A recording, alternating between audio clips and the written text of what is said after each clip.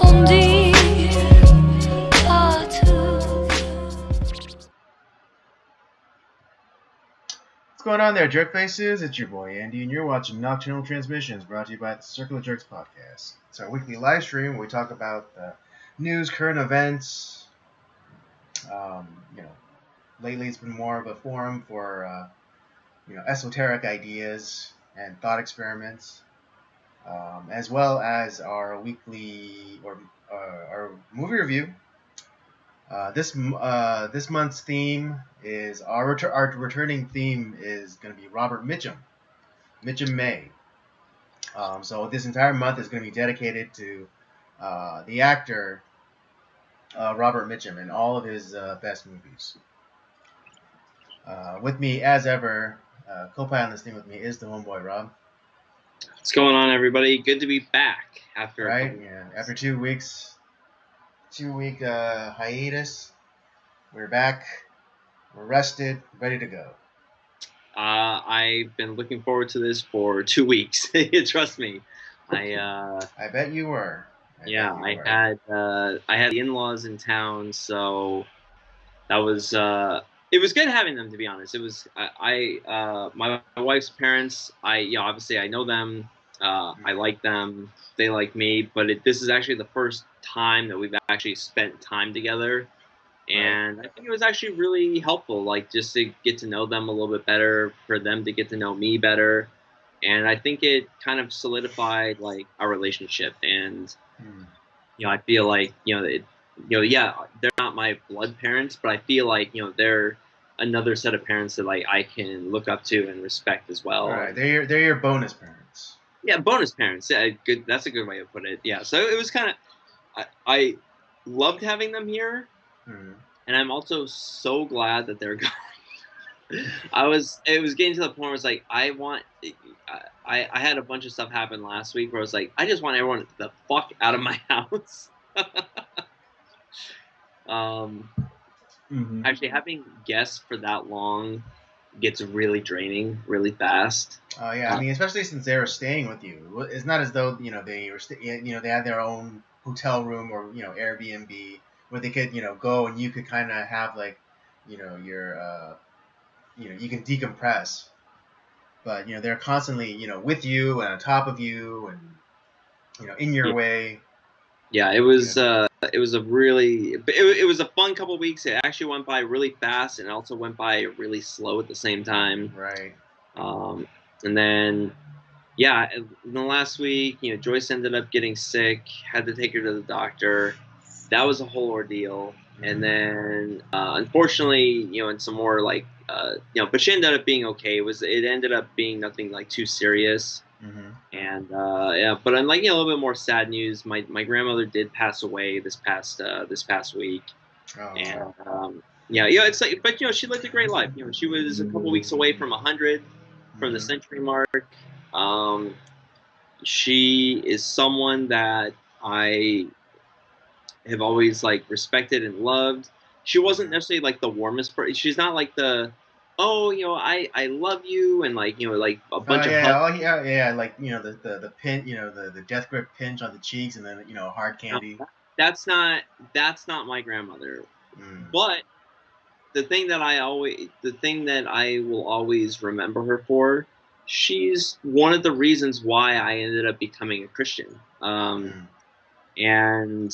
you know what, like, and my grandmother was a wealth of kind of family knowledge, and I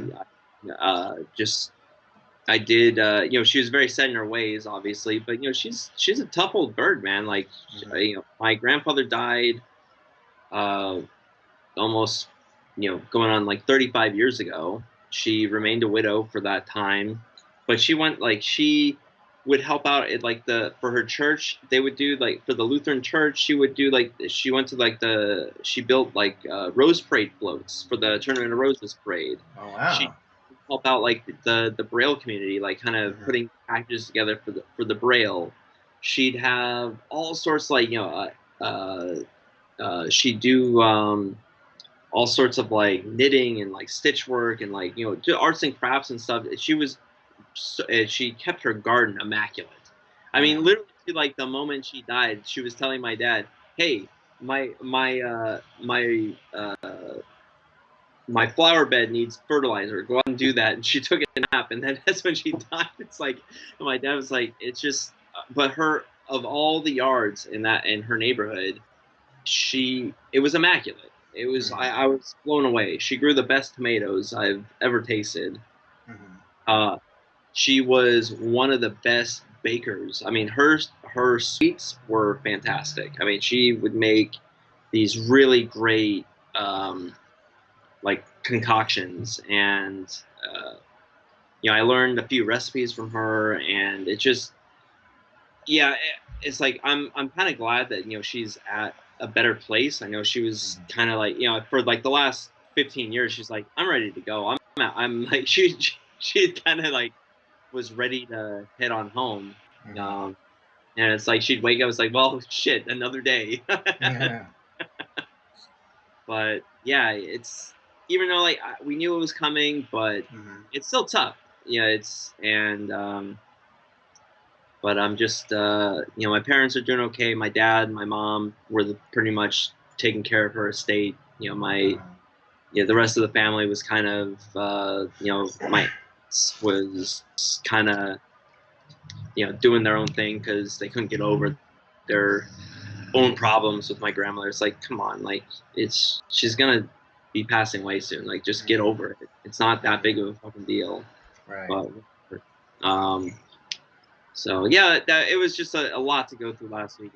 The last like 3 or 4 days have been a little stressful. So I'm actually really kind of glad to come back and uh, have this forum to go through. To have these topics to talk about the movie, and just kind of have fun with you and the audience, Andy. Mm. Yeah. Wow, almost 100.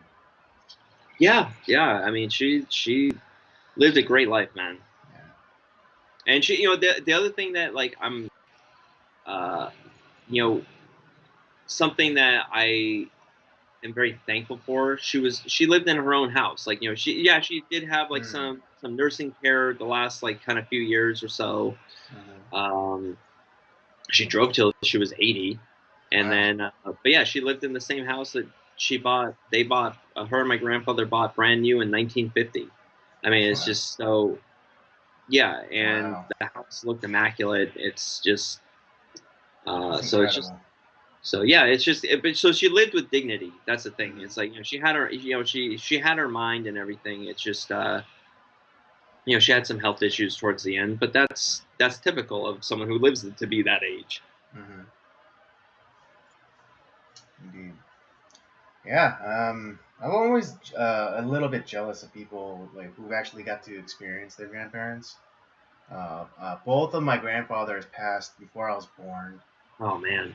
and then I didn't really get a chance to know my grandmothers. My dad's mom, who more or less, like I remember her, but she passed away when I was about 7. And then my mother's mother, I only met once when I was about like 9 or 10. And then I didn't see her again. I mean, and that was pretty much it. And then like the last time, technically the last time I saw her was at her funeral. Yeah. Um, so, Yeah. so I, I always had this envy of people who knew their grandparents and had like substantial relationships with them. I, Um, I was lucky, man. I got for the most part the full grandparent experience. My mhm, mom's, I spent many summers and winters over at my mom's side. My grandparents there, mhm, and then my dad's. Although I never met my grandfather on my dad's side, my my dad's mom, like we went there a couple times a month, like holidays, a couple times a month, and so I got a lot of time with my grandparents, and I learned a lot from them. And in fact, like the a lot of my movie preferences come from like my grandfather. The summers and the winters I would spend there. Uh, I mean, he had this giant VHS collection, and so I got a chance to like watch a bunch of movies, probably movies that I shouldn't have watched at that age, but who cares? It's and my grandfather was not necessarily the best person in the world, but you know what? I loved him, and I learned a lot from him, and I think he became a better man at the end for the most part, and I think my grandmother. I learned a lot of my how to play cards, and like I learned a lot about like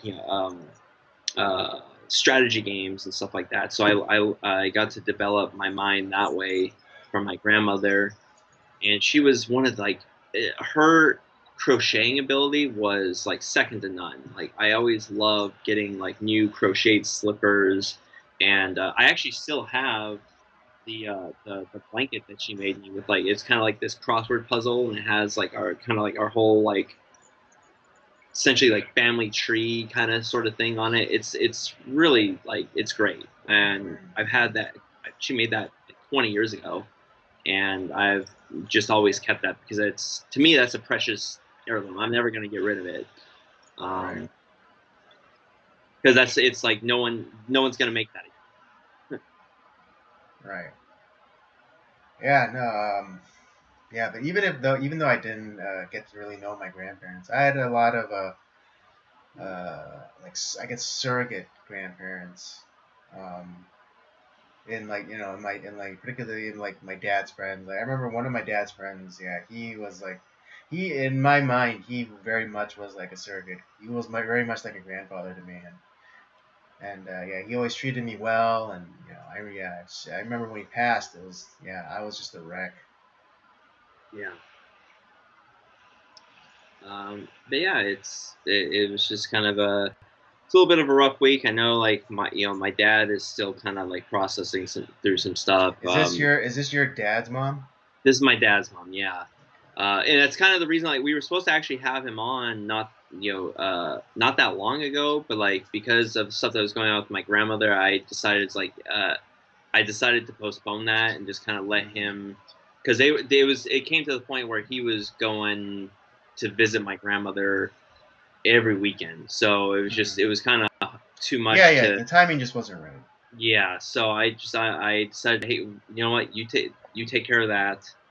We'll we'll do our podcast, the fun stuff after all this is over with, however long that takes. And yeah, now it's just more of like the paperwork and like kind of getting all the getting her last her will kind of worked through, and getting everything kind of settled on her estate. So, Hmm. but yeah, it's just, yeah, I can tell he's really tired. I think Hmm. he's been really trying really hard. Um, and yeah, it's like I saw him on Monday or yesterday actually, and yeah, he's just tired. I think, and I don't think he's even had time to really process what's happened. Hmm. And maybe he has. I don't know. But I just I feel like he's been so in the and you're so into a situation, and it's like you don't it does like nothing phases you, and it takes time to like for you to like step back and like wait, and just kind of like when all the chaos kind of dies down, that's when you can Hmm. really think about the situation. And that's sometimes like when a lot of you're able to process everything. And hopefully that my dad's done that or will be able to do that here pretty soon. And um he'll be kind of back to his normal self. Hmm. But Yeah. Did your folks meet with your in-laws? yes, they did actually, and it was my wife was actually very concerned Hmm. because it's like, oh man, how is this gonna go? There's the language barrier, Right. you know, and my parents like kind of similar like my grandmother, like they're I mean they're animated, but like they're not like the warmest people in the world, Right. especially meeting new people. Hmm. But no, it was great. They were very um my dad was sharing stories. My mom was kind of doing her thing, Hmm. and it just felt like, oh, this is family. And Hmm. my in-laws really liked my parents a lot. Hmm. My parents liked them, and we had a really great dinner and a time together. And my parents even said, it's like, whenever you guys come back, like let's get together again. Like they were really happy about the whole thing. So Mm. it ended up being a really really great time. Right.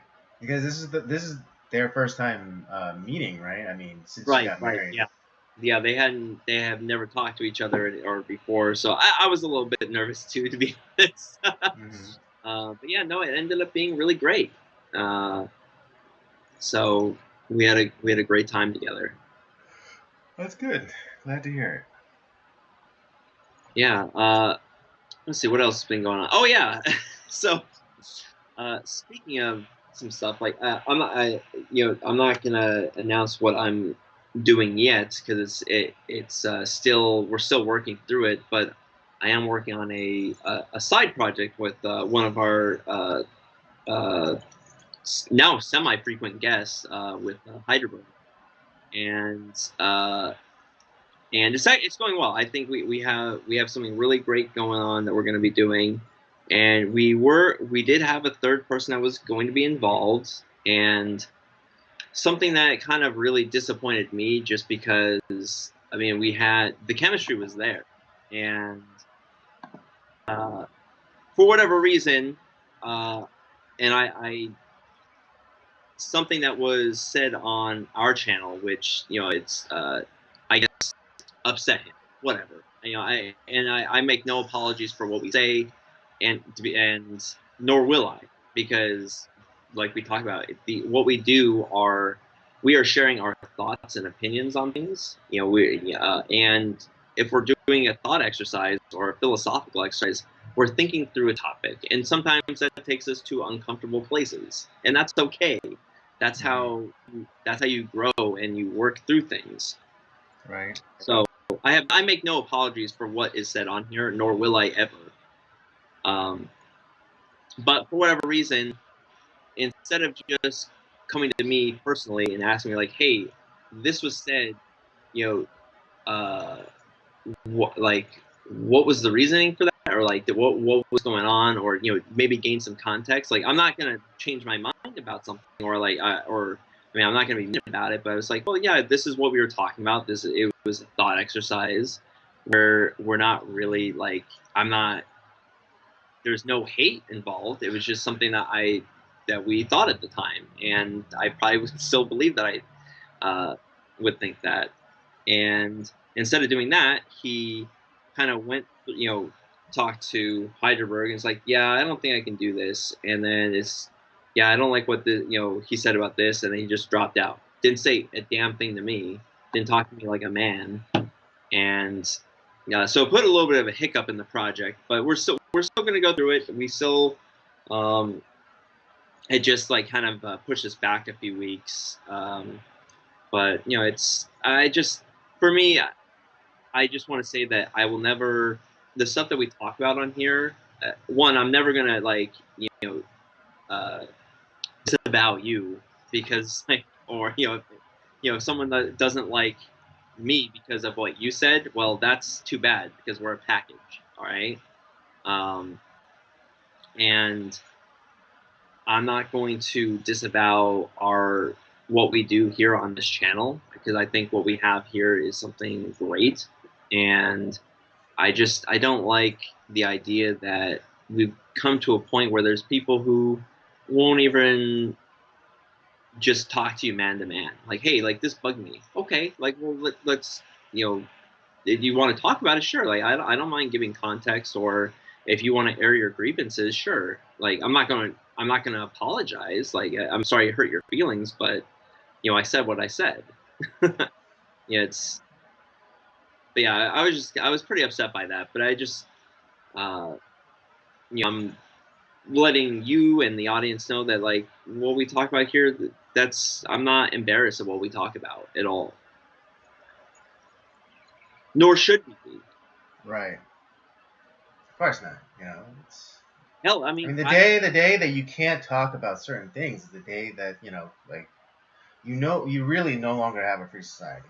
Because Well, that's what I'm saying. if I mean, you start making if you start making certain subjects verboten and like you can't talk about them, all you're gonna do is push it underground, and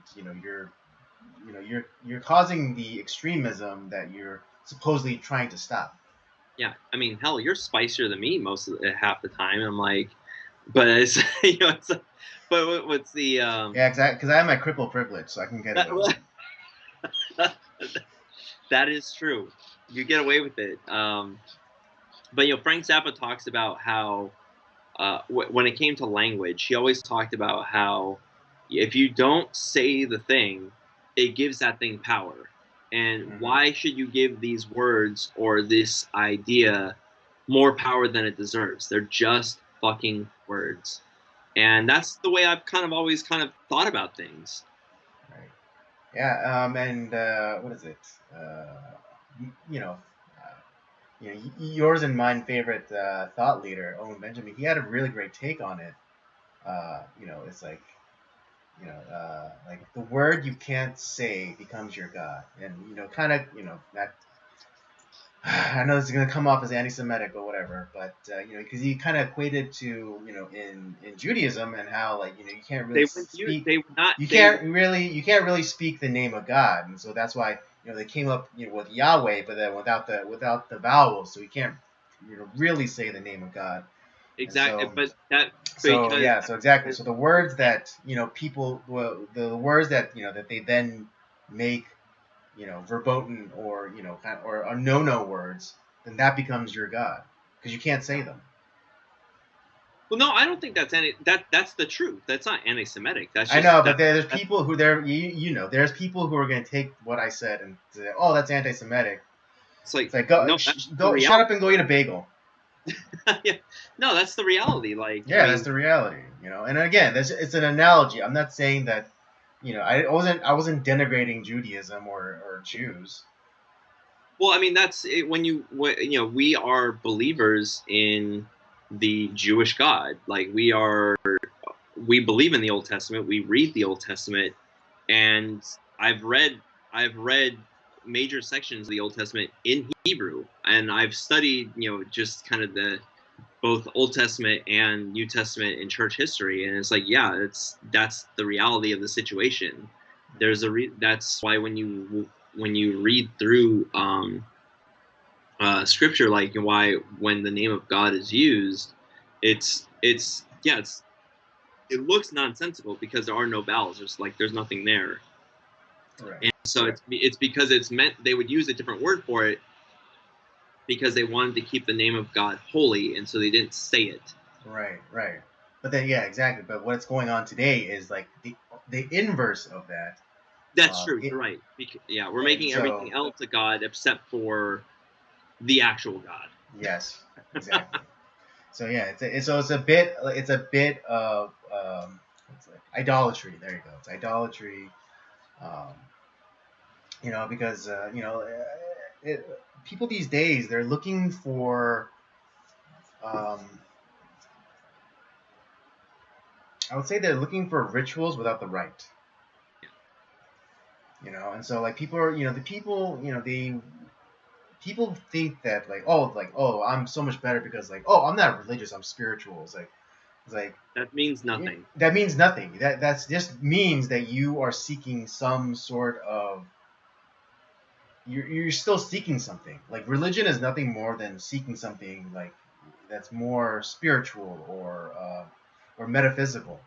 And so I'm like not saying you you can't have problems with religion. That's right, a right, of course. There's no we can't we're not saying that you can't have criticisms about religious or you can't critique it, but flat out denying like say like the major religions of the world and say like oh I don't want to be shackled or whatever, but then you keep doing these rituals but without the rite. It's like so you do like the crystals, but you don't know you don't know why you do the crystals, as opposed to like Christians who take the who take the sacrament, the Lord's Supper of the bread and wine. We know why we take those things. Well, we humans are a ritualistic people, and we do have we are a spiritual people. We are always seeking after something more, whether we realize it or not. And Right. we are people that do choose a god, whether it's God Himself or a god of our own choosing. Right. We're choosing something to worship. Right, and that I think that's where people get it twisted when they say like, "Oh, I'm not religious." It's but no, you're actually the most religious. You're actually more religious than like fundamental Christians. You just don't choose to acknowledge it. Yeah, like I said, and that's not a knock on people who are, they're not really sure what they believe yet. That's Right? okay. Yeah. Nothing against Gnostics or questioning people or whatever. Yeah. Uh, But uh, in just be fact, upfront. Like even atheists, I think atheists are the worst because they claim they have no religion, but atheism in and of itself is a religion. in a way, yeah. And I think now there are Well, I, like mean, and I would argue that in all ways it's a religion. I think there are the people I don't really care for too much are like the radical atheists, like where they're just so. I mean, they go out of their way to be kind of like dicks about it. But I Oh think right, yeah, like spaghetti with monster and all that sort of thing. yeah, but there are people who I think that would consider themselves atheists that are really. It comes out of a place of like pain or like something that has happened to them, like because of some sort of experience at like a church or like because they got caught up in some sort of religious practice that was harmful. Hmm. Um, and you know what? I understand. And sometimes though, uh, those people can be hard to reach or whatever. And I don't. I've never been one to push my my beliefs of Christianity on people. I don't think that that's really effective because God will put you for evangelism. God's going to put you in the right place. I mean, to Hmm. where people who are wanting like that they are hungry and they're seeking something and they just don't Right. know what they're seeking yet, and they're Hmm. going to ask you about like, well, what's this all about? Like, why do you believe this? Hmm. Boom, that's evangelism. Not the guy on the street corner with the sign. It's like if you don't, at the Yeah, sporting event, the end like is near and repent. Yeah. with his sign, it's like, sinner, you're a sinner, you're going to hell. It's like, Right. come on, man. Like that's who is that helping? How is that helping anybody? That's not. That's not. Right. And also, it's and again, kind of not knocking those kind of because we know Joel and he's like one of those the ones that stand out on the corner, preaching the gospel. I mean, But he's not. granted, yes, you're right. I know what you're gonna say. Granted, he's not like condemning people, That's and not. Yeah, Joel is not like. He's not a condemnation guy. That guy yeah. has. But I mean, but people who can't see the difference will conflate him with that. Yeah, that is true. But like that, Joel is a guy. He has so much love. Just like he oozes love like out of it. Like Yeah, that. I know. Yeah, it was like the first time I met him, it was just like this guy is He is so like. He is. yeah, I mean, not because technically Jesus' love manifest, but is a close second is Joel. Yeah, Let yeah, me just say yeah. that. Joel's a second. He might be second. It's like, he is like it's contagious, dude. Like I'm serious. Yeah. Like he is so positive, and like I Hmm. mean, the guy has gone through so much like crap, like a Yeah. lot of tragedy, a Like lot of heartache. Yeah, a heartbreak, lot of heartache. and yet the guy just loves, loves, loves out of it. Like it's just, dude, if I was in his position, I would be so like, uh, I would I know. not Like be I able would. to. Yeah. If he was more curmudgeonly and a little bit more cynical, I would not like knowing the life I that understand. the living, knowing like what he's gone through in his life. Like I wouldn't blame him for being that Of way. course not. But yeah, I mean, his like again, like I think his is a testament to like the goodness of God. Um, I mean, his wife doesn't like me, but that's a different story. That oh yeah that okay. Maybe you can share that with me, after the stream. You know, Um, but but no, it's no, but like he's great. But yeah, it's like, but you most of the guys that are on like the street corner are not. They would not be what I would consider how you should evangelize, because I don't think it helps, and I don't know of anybody who's been slapped in the face with a sign saying they're going to hell that has come to Christ. right, they didn't go like, oh really, I am, and then it's like, oh, I better change my life. Yet. Yeah, that's never happened. That's never happened. I don't know of one Yeah. in modern times. I don't know of one. But I think we're all meant to. I think we're all meant to evangelize, but I think we all. Well, let me rephrase that. All Christians are called to evangelize, but I think we Right. all evangelize differently. And yeah, and I it's think like, and I mean, like, I remember back in the day, people like asked me about my hands, and you know, uh, and some like good good meaning people, like Christians, they'll bring up the man with the shriveled hand, and how oh, God healed him, and so he can heal you too. um, and I understand like where they're coming from, and they're trying to give hope, but I think my life is more of a testament to God's goodness than if he had healed my hands. um, yeah. I think that me living my life, being able to do everything that I'm able to do, despite the lack of dexterity, I think is a testament to God's goodness.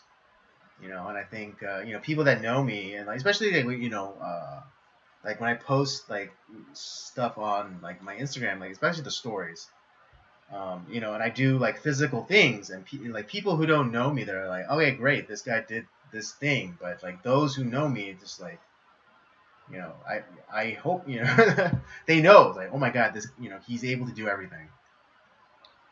It's gotten to the point, Andy. Like, it's the only time I like notice your hands anymore is like when it's like, oh, Andy, you want a beer? Yeah, sure. And you try to open the can with your freaking teeth. I was like, oh yeah, shit. And like I open it for you. It's like, don't use your teeth, dude. Like, I'll open it. Like, because I forget, because you do you're so capable. Just to be clear, it's the cans, not the bottles. Okay? No, I'm not an idiot. All right. The bottles, you use your ass, right? Like, yeah, my ass, of course.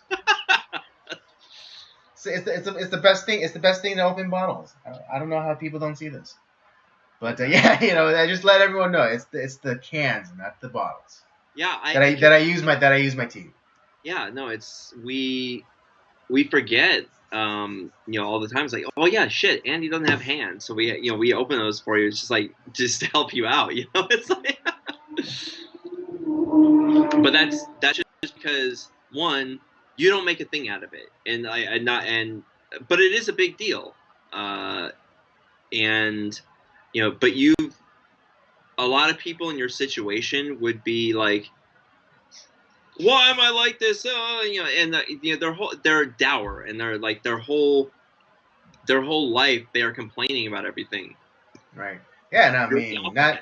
Yeah, and I mean not that I've never felt that way, or I never uttered those words, but as I grew, as I matured in my faith, and as I delved deeper into scripture, uh, it became more and more evident that that God doesn't do anything without a purpose. And so it's like, even with even, I think, was it one of the cripples in one of the gospels, where like someone asked him, like, oh, asked Jesus, like, oh, whose sin causes man to be crippled? Was it his sin, or was it his parents' sin?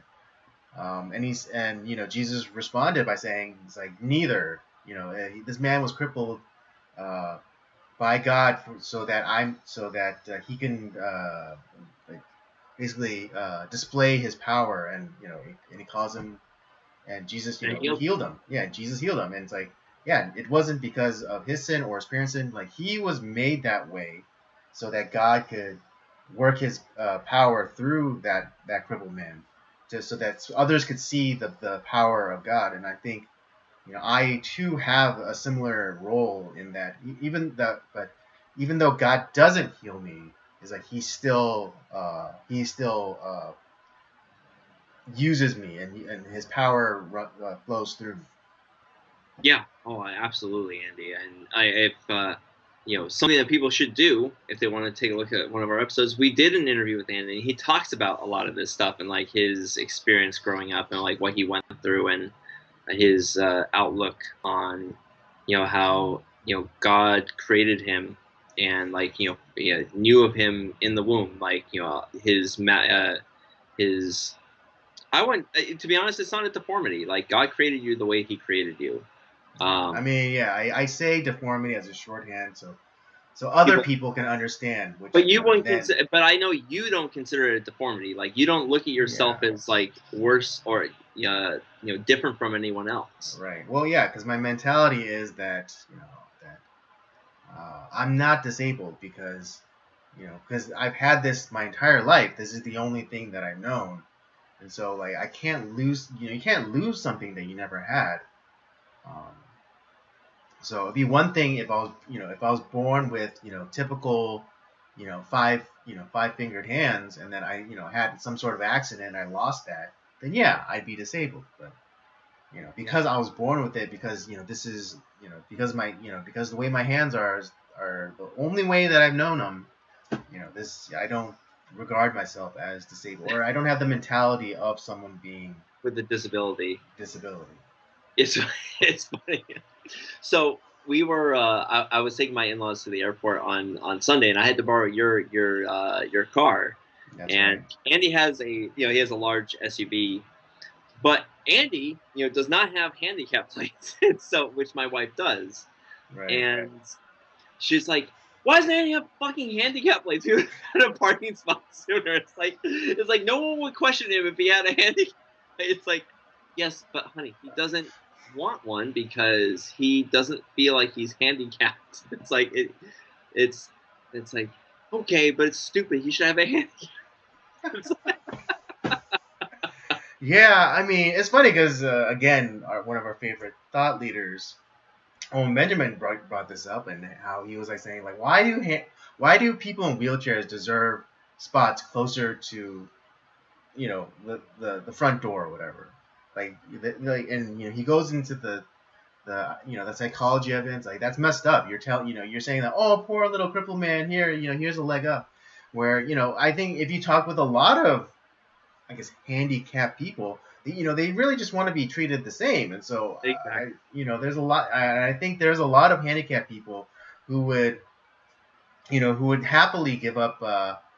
uh, happily give up their spots to maybe more deserving people, like pregnant mother, or like mothers in general, like Yeah. or actually actually veterans that lost limbs or whatever in Right. combat.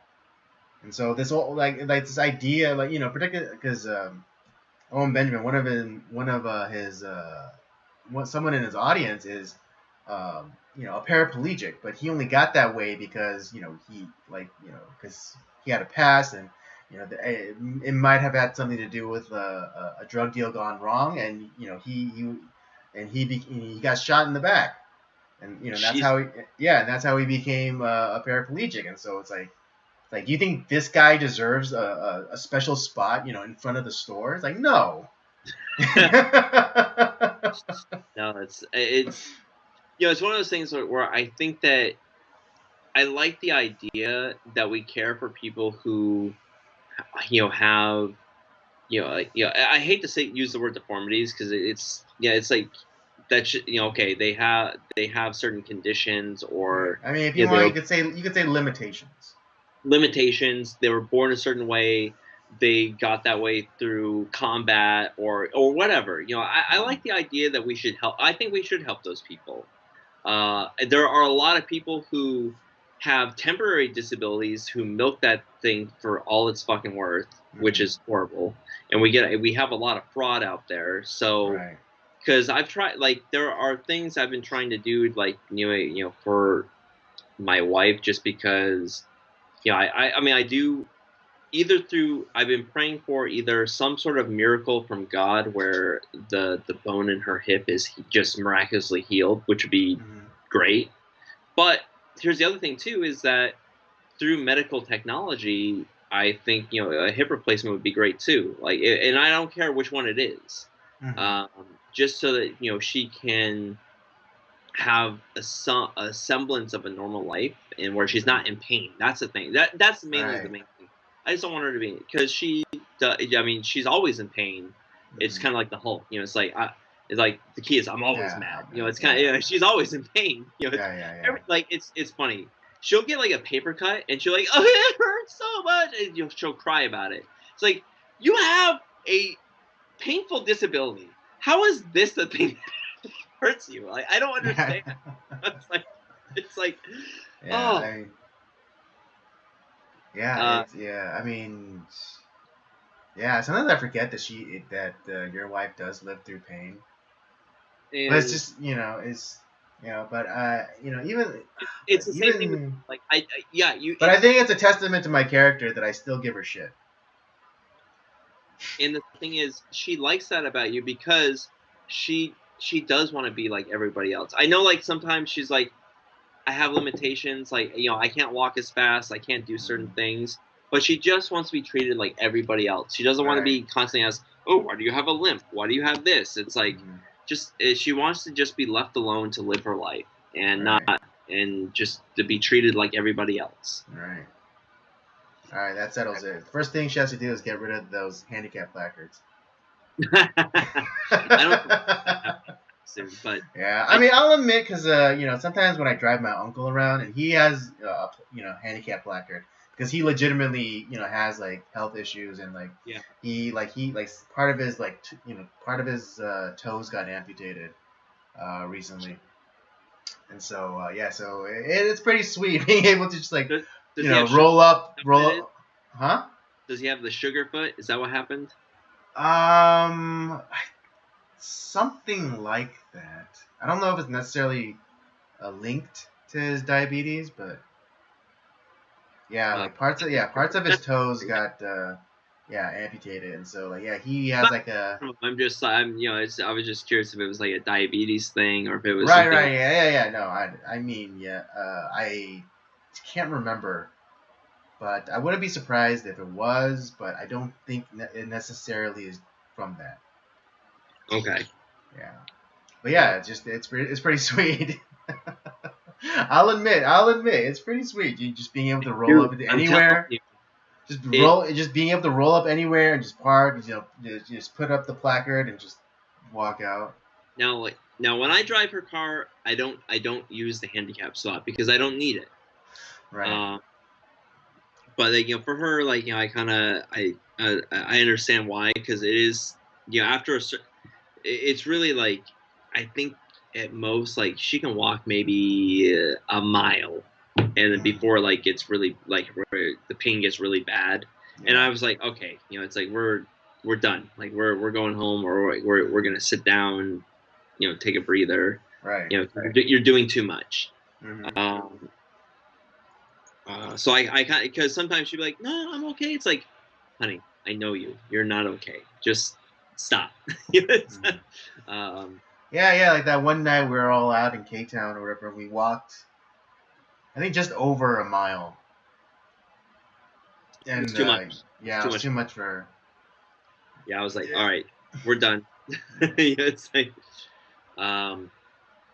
but I did get her over the break. I got her, well, her parents did. I had been looking into these shoes, but I did get her some shoes to help kind of even out the balance, where she's actually, with those shoes on, she's able to walk pretty much without a limp.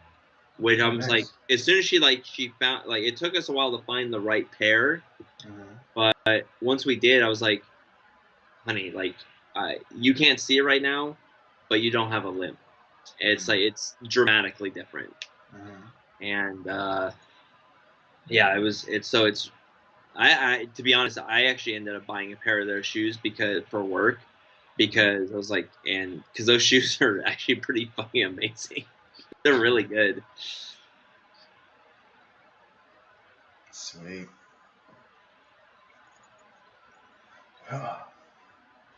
Anything else like to add or inform the people of? No, I just yeah, we got into this topic about when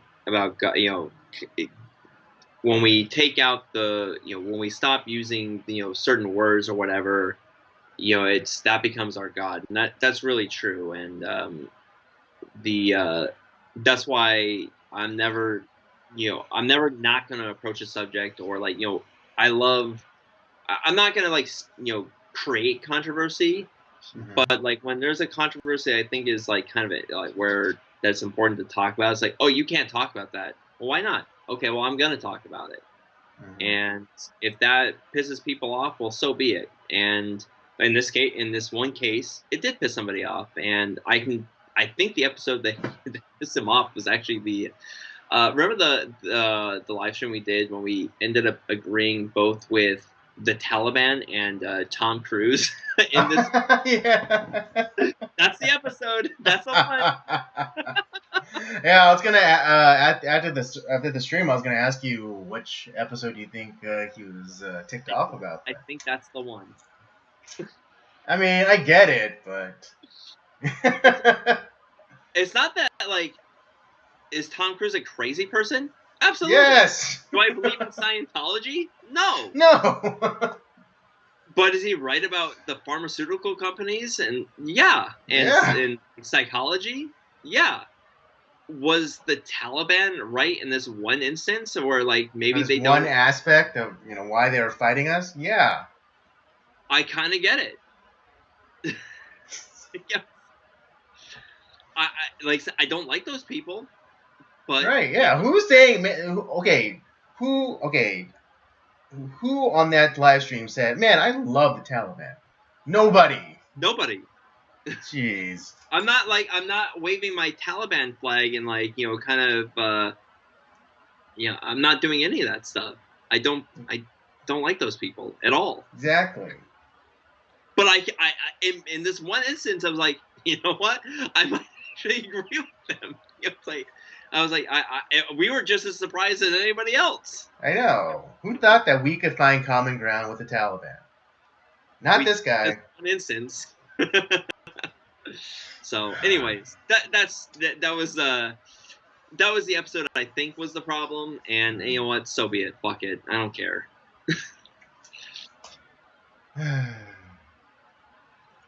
Oh, well. All right. Let's get into topics for discussion today. I'll leave it to you. There, you're more.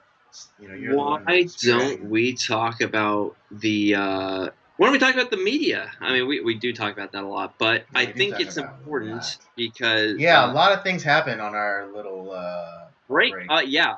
So Don Lemon getting fired, no fucking surprise there, because he sucks and CNN sucks. I know they were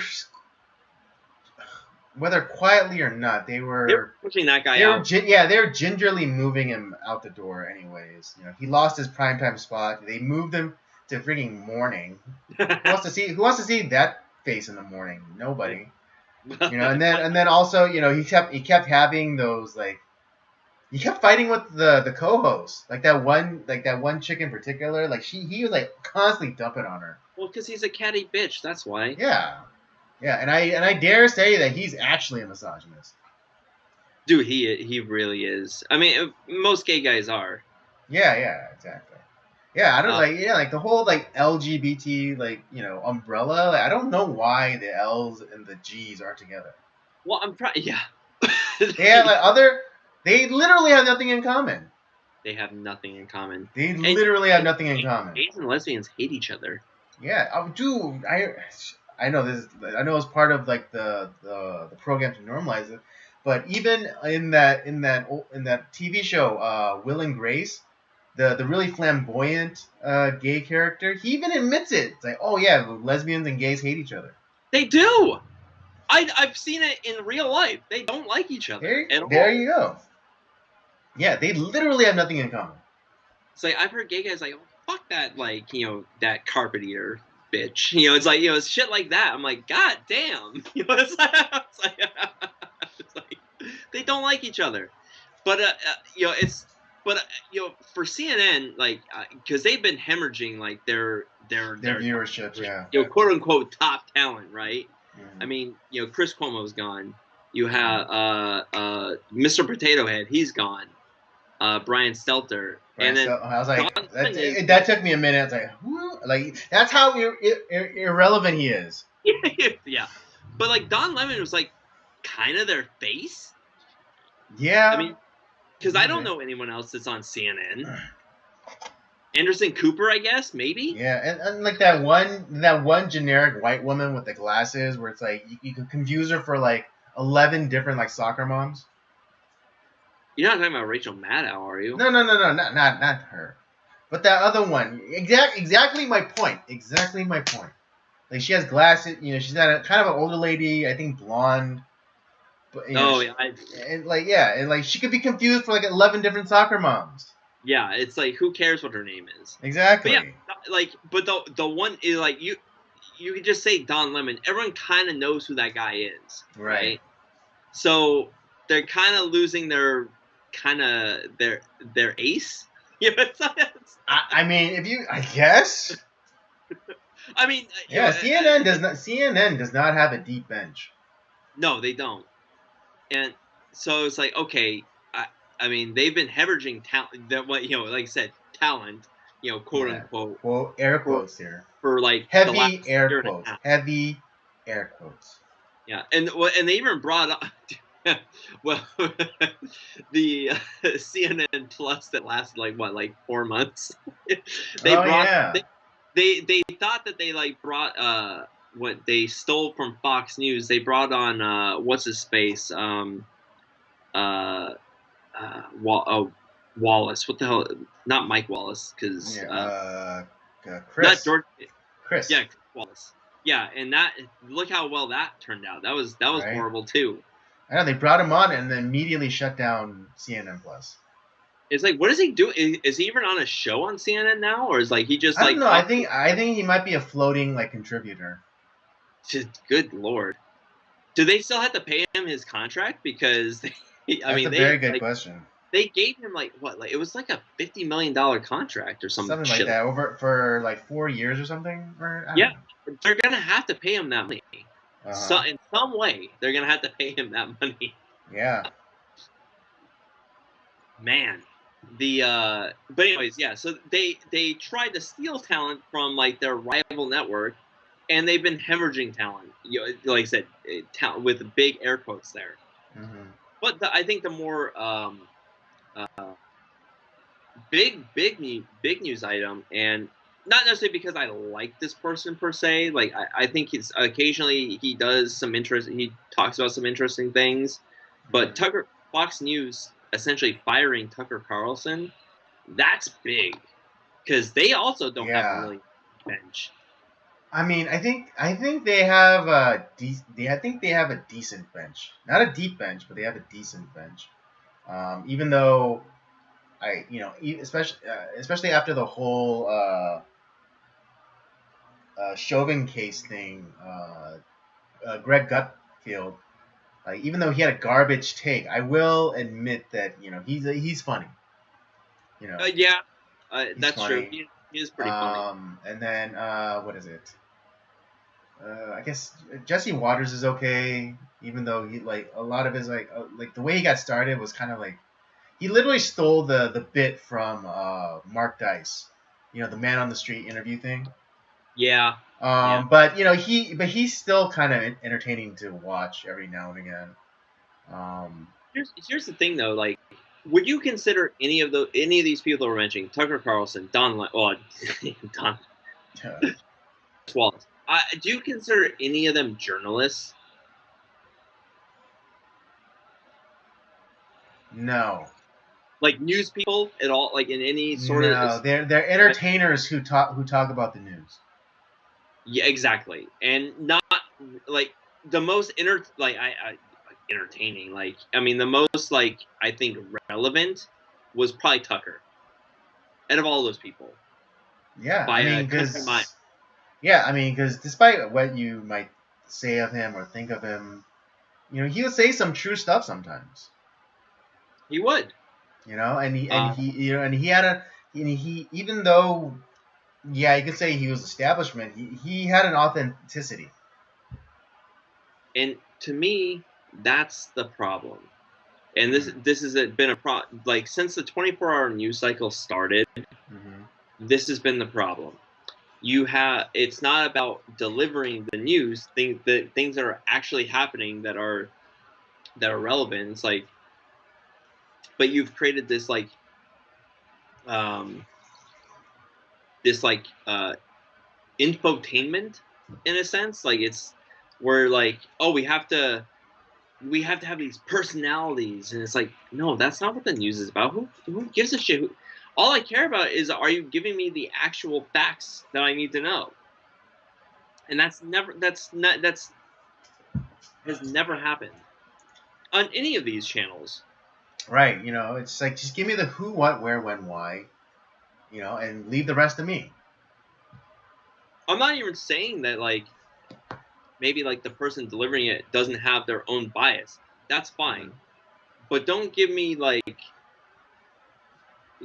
it's like, I don't care about that person's opinion. I don't really care about the like having a when it comes to the news. I don't care about a personality. Mm-hmm. It's if I want I want to know the information I need to know. Mm-hmm. Hey, there was there's this thing going down on the border, like where it seems like there's a lot of trouble down there. Let's see what the trouble is, and then like tell what's going on. Oh, that seems like a problem. What, and then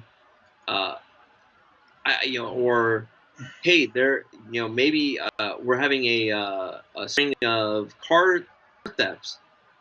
Maybe, make sure don't have stuff in your car. Like kind of, lock up your car. Don't put stuff out in your seats. So on and so forth. Stuff like that. See, that is helpful, and it's not like it's informing you about like what's going on.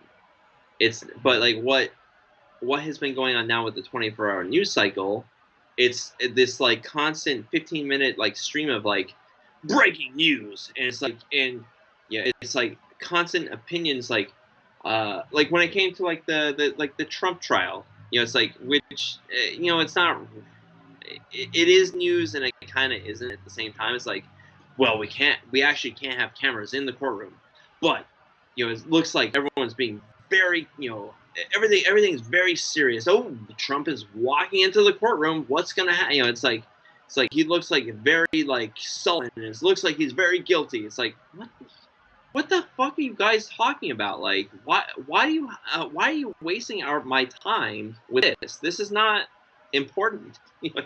Just tell me, it's like, what's going on in the court case, or what, like that takes 5 minutes. Hell, okay, maybe 10 Right, minutes. and then you have like the panel of people to give like their opinions. Yeah, it's a waste of fucking time. Mm-hmm. It's like there's other forms of, if you're gonna do like opinion stuff like that, there's so many more people that not only do it better, but like they don't waste my time while they're doing it. And that's like I said, I think this is a sign that this lumbering dinosaur of mainstream media or legacy media it's going away. I don't know when, but like honestly, the only thing I can think that's keeping it propped up is advertising, because that's where the money is coming from. They still have these large advertising budgets that I mean, when was the last time, like, just like really think about it, for those of you out there, whenever the last time it is that you watched like these cable news networks, when was the last time you saw a commercial that wasn't a pharmaceutical product? You know, Andy, you read my mind because I was just gonna ask that same question. It's like, look at who the advertisers are on Yeah, these when's channels. the last time like Red Robin had a commercial on Fuck cable no, cable news network it's or Procter. Yeah, here's who's advertising: Pfizer, Procter and Gamble. Mhm. Um, fuck, maybe you'll see one beer commercial, probably Bud Light. You know, in some way. Yeah. Yeah. Yeah, or an advertising for like a pharmacy like CVS or whatever. Yeah, it's It's like it's drug adjacent. It's pharmaceutical adjacent. yeah, big pharma. That's what it is, which Hmm. is going to lead into our next topic. But the yeah, it's that's who's keeping these guys afloat, Hmm. and like they're spending big fucking money on these advertising budgets that these guys like put out. Like this, it's not like, oh, here's $5. You know, it's not. It's no, they are spending potentially billions Yeah, of dollars. buku bucks, Yeah, buku bucks. I mean, there's these guys that were being fired. Like Tucker was getting paid, like he was being paid a lot of money. Like I mean, what, $20 million a year, some crazy fucking Something like number that. like Yeah. that. But Don Lemon was getting paid a lot of money too. Like Anderson Hmm. Cooper is another guy that gets paid a lot of money. Like Chris Cuomo and Brian Stelter, Mr. Potato Head, he was getting paid a lot of money too. And it's like the product that they're putting out does not they are like in when it, like in a sports terms, like the baseball stars that like they're 35 years old yet they're making like 50, $40 million a year. It's like, dude, we overpaid for this dude. You know, it's like, and it's like it's this lumbering contract that doesn't make sense anymore because they're not producing. Hmm. It's like a 35-year-old that's batting 215, but you're paying him for he's half your salary. It's like it doesn't make any fucking sense. Yeah. And that's what's going on with the yeah. Of all the people that like have been fired within the last 2 years, Tucker Carlson at least produced something. Um, Hmm. the rest of these guys, like, they're a joke. Yeah, absolutely. No, yeah, added no value whatsoever. And it's yeah, it just makes me I'm kind of like a little bit I mean maybe a little bit of Schadenfreude, but Hmm. like it's just like I'm kind of happy that Hmm. that these people are failing, and Right. I honestly I want these people to fall on their ass because they suck, and it's not because like yeah, I hate CNN, I hate MSNBC, I hate those people, but I don't like Fox News either because they're the same fucking thing. Right. Yeah. Couldn't agree more. About that on multiple occasions. It's the same thing. Yeah. I mean, Fox News is no more bought out than CNN or MSNBC or whatever. I mean, look at like they called the election in 2020 early for Joe Biden. They brought on freaking Donna. They brought in Donna Donna Brazil, Brazile. the former the DNC chair, as a contributor. You know, Fox is just as left as MSNBC or CNN. Yeah, it's like occasionally they stumble into something where it's like maybe they're like not completely left wing, but it's pretty much the same thing. Yeah, and I mean, yeah, what is it like I mentioned before, Greg Gutfeld having that garbage take about him, like, during the Chauvin trial, like even if he was innocent, it was a good thing that the jury found Chauvin guilty. They like even if Chauvin was innocent, he would want the jury to have found him guilty, even if you. God, I'm so sorry. I I keep fumbling this, but he basically said that even if he was innocent, he would still want the jury to found him guilty for the sake of the city not burning down. I mean, What a pussy! that is a garbage take. It's stupid. Yeah, I was like, when I And heard that, and it's yeah, and it goes completely against the supposed values that he holds, and we're supposed to trust this guy to give it to us straight, um, and stand up for the right principles. Like, no, you can't, and you can't hide behind the title of, oh, I'm just a comedian. No, you shouldn't be listening to me anyways. That's the whole Jon Stewart thing. Jon Stewart would constantly give garbage takes, and then he would constantly cower behind when he got pushback on it, he would constantly fall back to like, oh, I'm just a comedian. Why are you taking me seriously, bro? Yeah, exactly. So you can't have it both ways. You can't be a serious news pundit, but then also a comedian. Yeah. Like I said, the one thing about Jon Stewart that I will give him credit for is that he has stood up for some people that for firefighters and some of the people that, especially that were affected through 9/11. He's actually kind of stood up for those people, to get the benefits that they deserve, which is great. But that's it. But it's the same thing when it came to his news takes. It's like, oh yeah, he would cower behind that. Well, I'm just a comedian. Don't take me seriously. It's like, shut up, dude. This is, yeah. I mean, if anything, the Daily Show is just the same as any show that you or any show that you see on CNN or Fox News. It's the same. It's a joke. And honestly, this even goes back into the past. We talked about how we don't the Walter Cronkites and the Edward Murrows. When you become a personality when you're giving the news, that's a problem, and you become susceptible to corruption, or you are corrupt to get to that point to begin with. Uncle Walt just giving it straight to us. It's like, yeah, but the guy was a fucking communist, and pretty much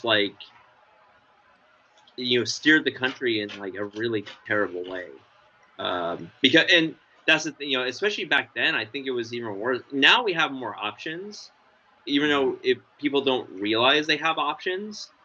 Back then, you really didn't have an option. It was I mean, it was only the four big networks, CBS, NBC, ABC, maybe public broadcasting.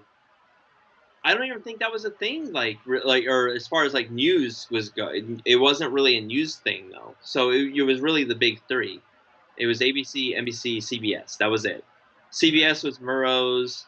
I think Cronkite was on ABC, I believe. Wasn't it NBC? Maybe it was NBC. I don't remember off the top of my head. But I don't even know because I think I don't know if there was another big personality that delivered the news on the other channel. But then it's kind of like I said, it's just that Spider-Man meme of them pointing at each other. It's all the same fucking thing. Right. Right. But what about Chris Wallace's daddy? Mike Wallace? Yeah, wasn't he a big news guy? Yeah. Back in the day? I only remember him from 60 Minutes, but that was... Oh, okay. Yeah, that's on CBS. Yeah, so he might have been a CBS guy. Ted Koppel? Oh, yeah, you know what? That might have been who I'm thinking about. But like I said, I would have to do a little Dan bit... Rather. Oh, God. Another Didn't he make his career during the Kennedy assassination? I'd have to look into that. I do know that he falsified a bunch of shit, and I think he ended up getting fired. After I think he lied about something that happened, knowingly lied. Right. About something that happened during the Bush administration. I forget what it was. Where he personally falsified shit. I was like, what? Oh shit. Yeah, and then you had what's his face who's on NBC, who ended up getting his job back, by the way, after he lied about how he was in a firefight in a helicopter, with the Marine. Oh yeah, Brian Williams. Brian Williams. Brian Williams. Oh, yeah. What a fucking joke. Oh my god. I know. It's yeah. I mean, and unlike Don Lemon, Tucker Carlson, he has some options. You know, He does have. like That's the thing. Is like he is popular, yeah, and I you think like can. he his message that he put out Mhm. was somewhat cryptic, whereas like he was really like throwing Fox News under the bus. Mhm. Um, Well, you mean his message that he posted up at the time that he would have been on Fox News? yeah, Okay. he was Yeah, throwing. yeah, yeah, yeah. He was, he was speaking in code for sure. Yeah, which means like he probably didn't get to talk about the things that he really wanted to talk about. Mhm. And I don't know exactly what that is per Mhm. se, but it's. Yeah, but I mean, I'm. I think, yeah, I mean, this is his chance. I mean, he can go independent, and I'm sure like he'll do great, He or should. he can, hitch himself up to one of the, the newer conservative networks that have popped up recently. What is it, Blaze or Daily Wire or Newsmax or even Epoch Times. Dude, if that would be interesting if they were able to get him. Yeah, and I'm sure they're all falling over each other, just throwing cash at him, saying like, "Come to us." Yeah, but yeah, just like I said, it's a lumbering dinosaur that is dying, and Mhm. I am all for it. Yeah, I mean, news media is very much like like the banking, the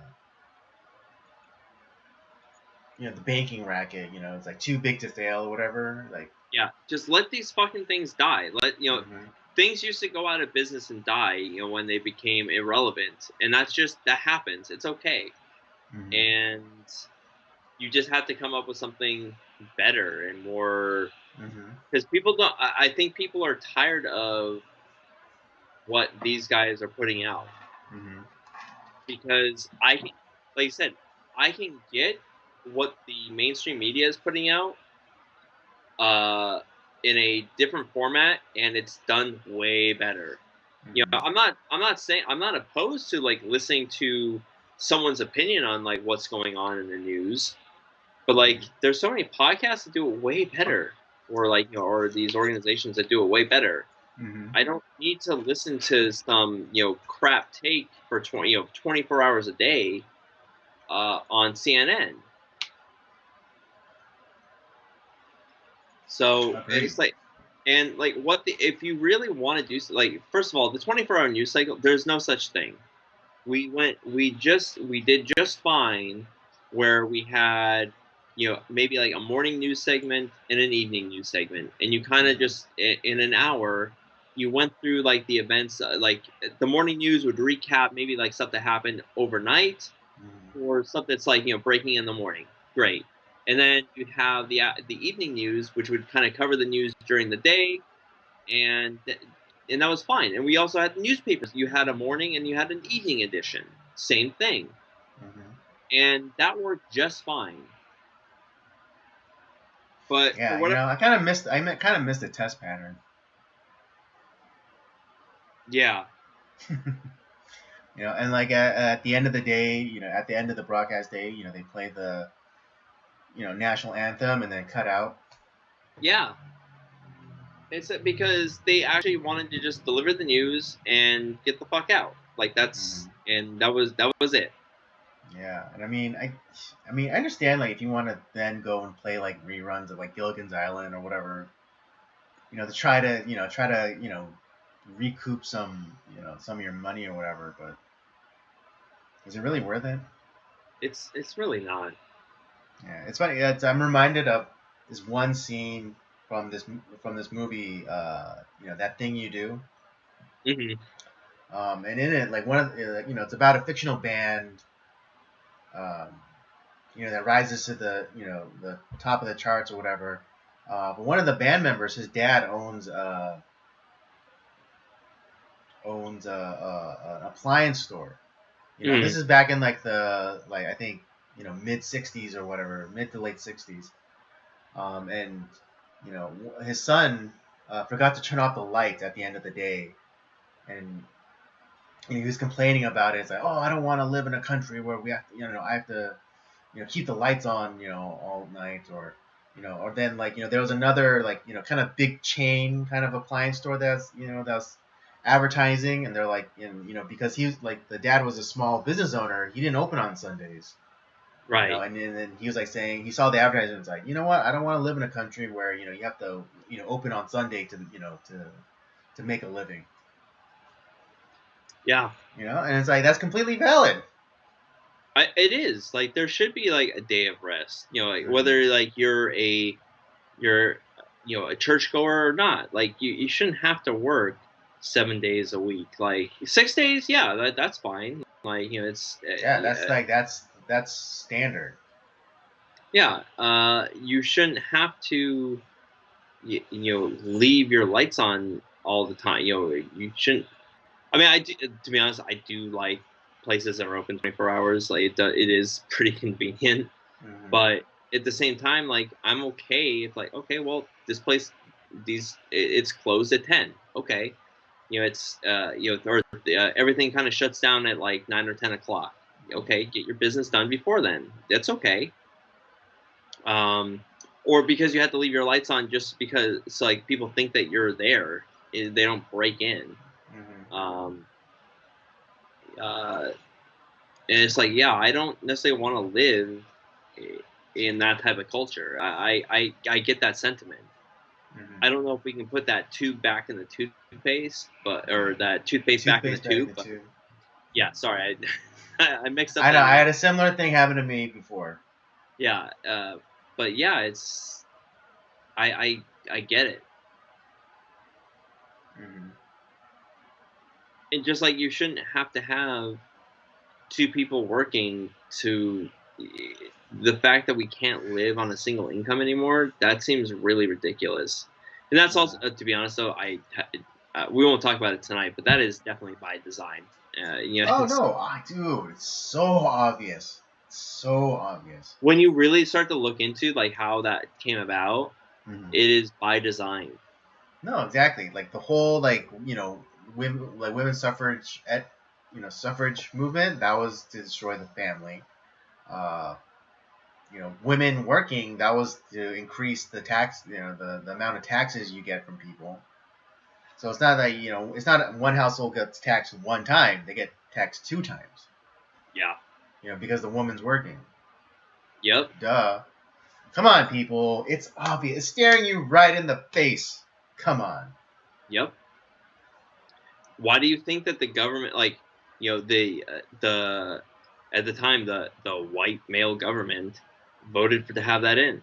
Seems like a great idea to me. Do you think that because they had like some sort of noble purpose?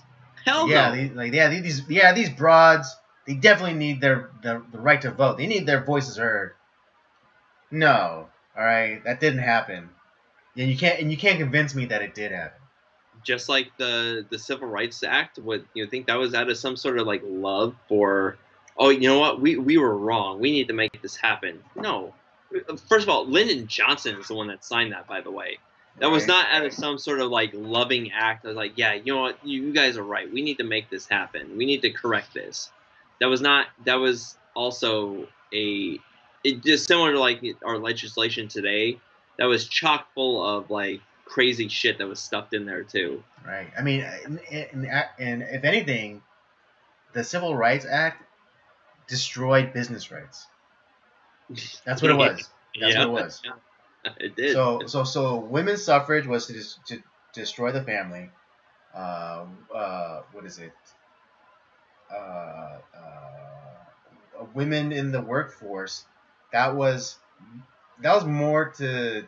That was a way to tax the family, twice. Which again to destroy the family.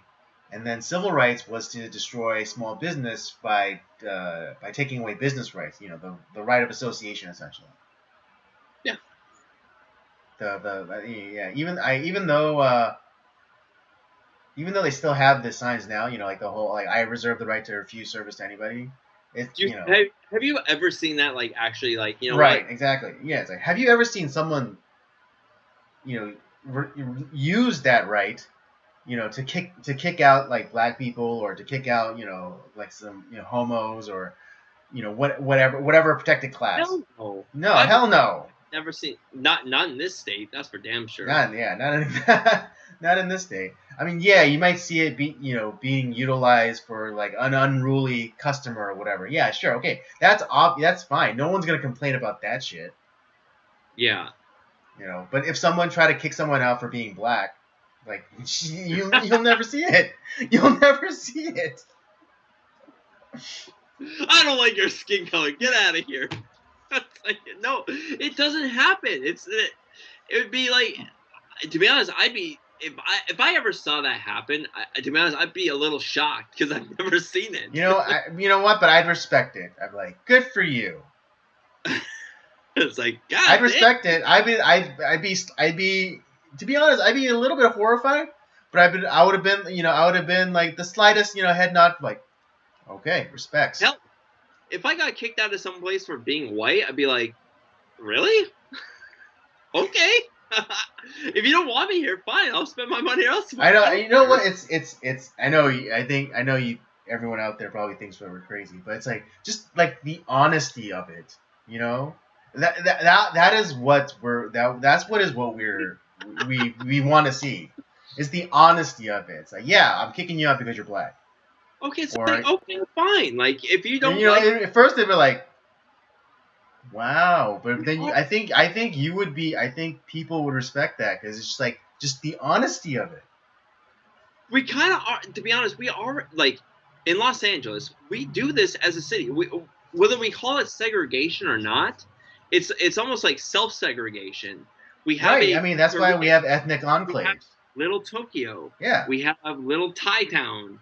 We have South Central. We have all the Compton. Like, we have all these like little subsects. Like, we're there are ethnic. Don't fuck with me. I'm not gonna fuck with you. And you have. I mean, for Robert, for real. Would you go to Compton at 11 o'clock at night? Fuck no! I don't want to go there during the day. It's trust me. I've been in Compton during the day. I get the looks, man. Like, and I understand. It's like, okay, you know what? Like, this is not the place for me. There hasn't been many times where I need to go to Compton or South Central. I get it.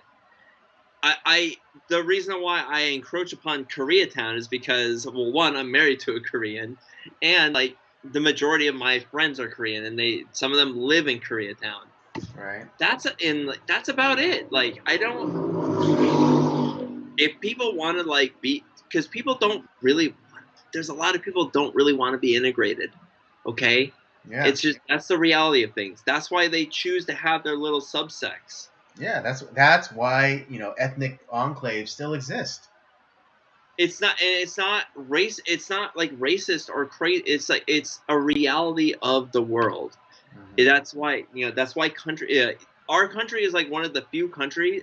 I think it's no. It's not few. It's the only country that does not have like an ethnic bloodline or whatever. It's not based off of like ethnic bloodlines. Like, although I kind of think it is, and I think it is white people, but that's just my opinion. To a degree. But like, as far as like the founding of our country, it's not based off of like, it's not like, you're Italian, you're Spanish, you're this, you're that. Yeah, no, it's like it's based off of a creed. It's like, do you believe in this creed? Okay. So you're saying that we're Mandalorians. Great. Yeah. Okay, yeah. If you want to put it in those terms, yeah. This is the way. This is the way. Yeah, that's what this country is. We're the Mandalorians. Okay. So yeah, So I just like if somebody kicked me out for being white, well, it's like I'd be a little shocked. It's like, oh, fuck it, okay. I don't care. Yeah, respects, right? Respects. If it's Yeah, like I remember. that's like Yeah, I hands, you look a little shifty to me. Like I get your cripple ass out of here, which they yeah, would never I would have do. been like, respect, dude, respect, and I'd walk out. It's like you like wow, you stood up to like you're gonna get some shit, but okay, I know, I'll like, wow, you are going up. You are. What's the word I'm looking for? What's the phrase you I'm were looking for? trout swimming upstream, buddy. Yeah. But oh, you are courting social backlash for this, but I Of respect it. of course it would be, but here's the thing: is like I know you, you'd be like, damn, okay, I almost respect this. I'm out of here. Yeah, it's like what is it? One of the podcasts I listened to, the Matt and Blonde show. They a while ago they reported on this black woman who was openly racist to like Asians, and it Yeah, was like, and the girl on the podcast, she's kind of like, I'm kind of like her, where like, I give the spicy takes, but she was dying laughing because she's like, just the pureness of that black woman's racism towards Asian people was like almost like heartwarming, you know?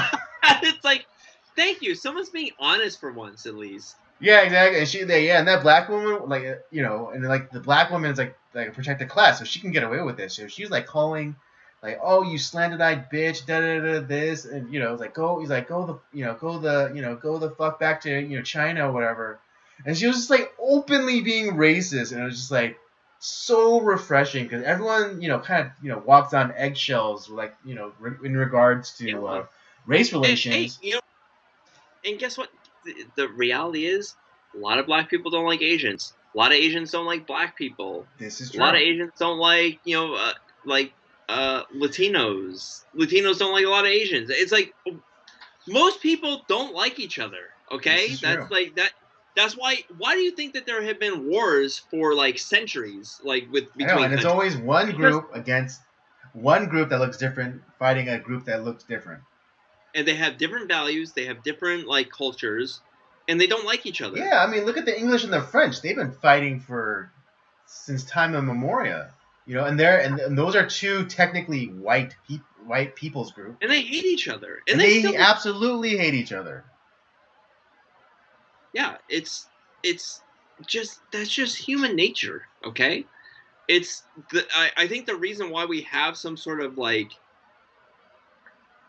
I hate to say, once again have to bring like Christianity is the reason why there's some sort of semblance of peace, between like that's why America exists.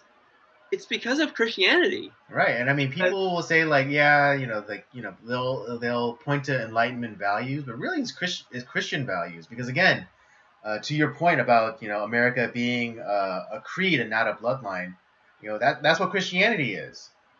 yeah, And I mean, and you are it's no it's longer a creed. Jew or Greek, male or female. You're no longer these things. You Yeah, are and I mean, following Christ. right, and if there is a bloodline, it's the bloodline of Christ. It's the blood of And Christ and that unites all Christians, the regardless of ethnicity. Declaration and the Constitution flow from that, from the Christian creed, the Apostles' Creed. There you go. Yeah, That's the reality, that's the and reality. that's why like our country is kind of falling apart because we've gotten away from that. Mm-hmm. Indeed.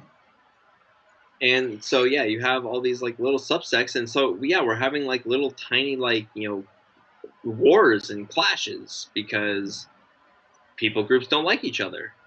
Right. That's Yeah. human nature. That's To quote the great Muhammad Ali, blue birds fly with blue birds. Red birds fly with red birds. yeah. He was right. And he was right. Yeah. But Oh yeah. man, Muhammad Ali was based. See, people don't realize that like because they get all his hot takes from like his younger days when he first became Muhammad Ali, yeah, and all that stuff, and like they're like, oh yeah, he's the greatest. No one talks about like when he actually like started to change to be like more conservative and like kind of like take back some of the things and apologize for some of the things he said when he was younger. Mm-hmm. People don't realize that he endorsed Ronald Reagan. It's like, and yeah, Wow, even I didn't know that. yeah, it's like there's he actually like it's kind of like similar like how like Malcolm X was like everyone like talks about like his like radicalism like and like oh Mm-hmm. yeah he's Yeah. this great symbol and it's like yeah it's like but people don't look at like the latter part where it's like Malcolm X is like one the guy I might not agree with his religious philosophy Mm-hmm. but he was a righteous person. Like Yes. he didn't cheat on his wife. He wasn't like some sort of two timer or anything like that. He Yeah, not like cared. that. Not like that degenerate MLK. Yeah, he had good family values. He stood up for what he believed in. He wanted to like he wanted in fact if you think about it, he was trying to make sure that the black people had stood up for their rights that they had. He's like, no, I want if the police are going to attack us, well, they're tyrants, and as Americans, we have the right to arm ourselves, and we should. Mm-hmm. And it's like that was supposedly radical. It's like no, that's I completely agree with that. Like that's what they're supposed to do. That they should do that, and I would have been all for that. Right. Whereas you have MLK, who's much more of when you start to really digging into his thing, like he had like the philosophy that gets touted is like the I have the dream and all kind of all that stuff, and like we're just we're just asking we're marching peacefully and we're just asking for what the country promised us 100 years ago or 200 years ago, and it's like when in reality like he was wanting to tear the whole system down and one he was for socialism and Yeah, communism and yeah, all that shit. communism. Mm-hmm. It's like and he was a a two-timing loser. Yeah. Although I do believe that I'm starting like I was listening to somebody say it's like it does actually seem like the FBI did try to kill it that did kill them. It's like the JFK assassination, as crazy as that is, Mm-hmm. the MLK assassination is also easy, is almost as dubious as that. It's like yeah they tried to kill that guy. Yeah. They Yeah. were already spying on him like Right. it Because towards the end, like he was kind of like, I mean, despite all his flaws or whatever, he was actually moving against the message. And like he openly going against like the Vietnam War stuff yeah that's and so yeah he was dropping this he was dropping the script as it were. yep. Uh, and they're like, oh nigga, you better not, oh nigga no. Yeah. Yeah, they probably killed that guy. Yeah, It and I just and I, and I bet Jesse Jackson had a part to play in it. well, it's similar like the Nation of Islam killed Malcolm X Mm-hmm. Right, because I because mean, yeah, because Jesse Jackson basically, yeah, he was there, and then he was as soon as Martin got shot, or Michael, because that's his actual name. he took up that mantle. Yeah, it's Yeah, like no, yeah, he immediately like grabbed like his blood and like smeared it on him. It's like, oh, yeah, it's that's another topic for another day. I mean, it's yeah, but yeah, there's crazy shit out there, man. Like it's yeah, people have been calling them conspiracy theories, but like this is not like when you really start digging into this shit, it's like it's yeah. really dubious. The only difference between a conspiracy theory and the truth is about 6 months. Yeah, uh, yeah, kind of some crazy shit. But why don't we talk about our next topic? Based off since the our lumbering legacy media has been propped up through pharmaceutical ads. Why don't we talk about that? Like the ethics of these pharmaceutical companies advertising on television and magazines and radio and all sorts of shit. Mm-hmm. What do you think about that, Andy? Let's do it. Yeah, I think it's horrific, especially with all like with the laundry list of side effects that come along with those products, it's ridiculous. It's like, oh, like, yes, like, say, like, the medicine is for curing bunions or whatever, but then it's like the side effects are like, oh, Well, your tongue's gonna fall off. yes, suicide, thoughts of suicide, diarrhea, you know, tennis elbow, Yeah. on and on and on and on. Yeah. And just like, what? Yeah. I think it is. I will say, like, within. I don't know if you've noticed this recently. I have noticed that there has the price in prescription medicine has definitely decreased a lot, because what was happening here not that long ago, these guys are like these big pharmaceutical companies are making this, quote unquote medicine, Mm-hmm. and like they're probably like from like 50 cents to like $1 a pill maybe, Mm-hmm. but then they're going and selling it at like $200 a pill. So Right. they're like marking it up by like at least 400%. Mm-hmm. And I think there's been some legislation against that recently. So now they're selling it at like they're still making a profit, which is fine. Like these companies, they do the research, they produce this thing. They should be able to make money off of it. I actually have no problem with that.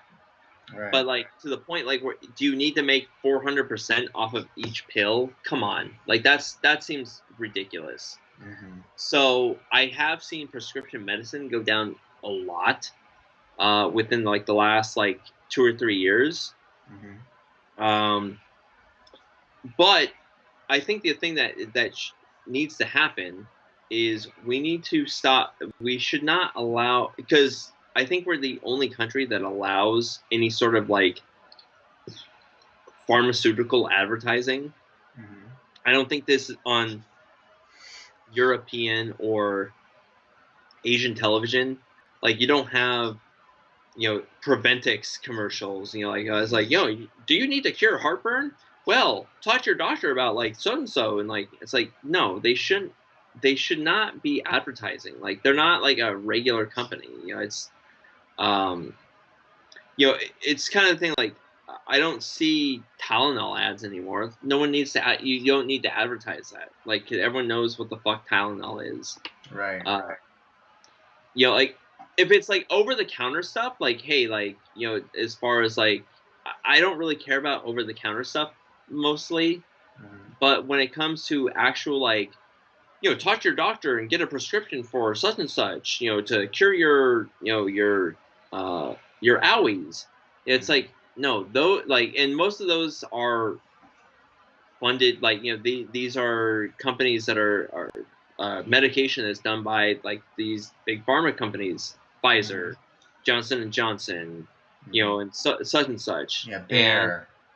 yeah, it's like they should not be allowed to do this, because oh well, maybe I should ask that, and then you get these like weird hypochondriacs and like that are or you get well, actually what's really the problem is you have these pharmaceutical companies that pay into political campaigns of people who are legislators, and Mm-hmm. then those legislators, because oh well, maybe I should invest my money into that pharmaceutical company. Oh, Mm-hmm. and it just so happens that I can create legislation to like so that my stock in this company can go up. So I'll make this person like and it's this weird like yeah, they're a private company, but they're working with the government, Mm-hmm. and they are working together to fuck over the American people. And no, it's like they shouldn't be allowed to advertise. Government officials should not be allowed to invest in these companies. And number three, we need to eliminate the idea that they can just lobby the government. And lobby is not like that they're trying that they have a board that is trying to talk to government officials like, hey, this we want to do this or that, like to like so that maybe stuff doesn't get like legislated against them. No, Hmm. what they're doing is they're dropping $100 million in some in certain politicians' pockets. So it's like, yeah, don't be on our side, and they're essentially they're buying off votes to help them Hmm. so that they can make more money. Like Right. $100 million to them is like 10 cents, Right. and so that they can make another $4 billion off of you know off of the government and off the people. It's this weird like incestuous relationship. It's really fucking disgusting. Agreed.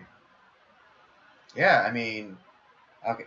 You know what? You know, and we talked about this before, but off the stream. But yeah, if you guys want, if the pharmaceutical industry wants to keep their advertising, then you have to bring back tobacco and alcohol advertising, and like, well, no, just tobacco, because there's still Yeah, like beer and other type of spirit advertising. But if you want to keep pharmaceutical ads, you have to bring back cigarette ads.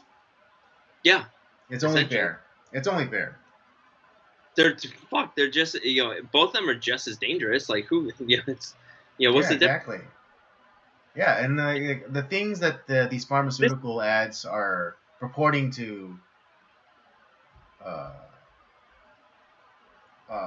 treat or whatever, the laundry list of side effects are just as bad as the side effects of smoking. I mean, this is like what's happening with pharmaceutical companies today. This is what happened with tobacco companies back in like what when they were just before all this legislation happened. Like Yeah, like that at as the like government their was height. to like Dude, there was a freaking Wilson cigarette ad, on the Flintstones. yeah.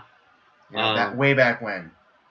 yeah, like I'm just saying that like, but like you had tobacco lobbyists that were throwing, I mean, millions of dollars, which at the time, it's kind of like the same amount of money that the pharmaceutical companies are throwing around now.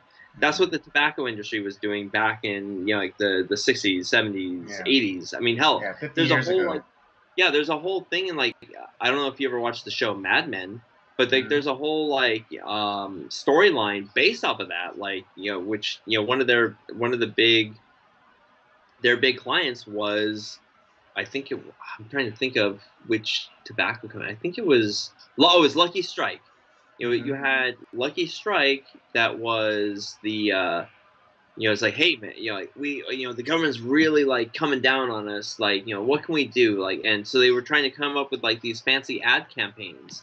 Well, Hmm. at the meantime, like you would have executives from these companies going to the government to throw money at them to like buy votes essentially. Hmm. So it's like oh yeah, like our product's fine, like it's okay, like the Surgeon General says it's a okay. It's like come Hmm. on, bro. It's yeah, is alcohol good for your health? Yes and no. Is like, I mean, In moderation. in moderation, sure. Um, would you know, is cigarette smoking bad? Yeah, but you know what? Like, but I'm not denigrating people who want to smoke. I don't care about that. I think it's a problem. Like when, it came from. There was a point where people were smoking cigarettes, and it really was just like it was a you would you would buy the tobacco that was just it was kind of like Yeah, cut like the tobacco. leaves were harvested, dried, and then shredded, and then people would roll their own cigarettes. Exactly. But then it got to the point where they were adding all this other shit in there. It's like, well, wait, why are you doing it? It's because they want it to be addicting. They want people to continue smoking cigarettes, and but they would add all this other shit in there, and that's the Hmm. problem. It's where you become too greedy, and you're trying to get like more people hooked on your product to Hmm. make more money. Right. That's the problem. Yeah, Whereas it's like no you different. just, it wasn't about like making it, growing the best crop and making the best tobacco. It was about like adding all this other shit that's gonna get people hooked on your product until like, and it was killing people.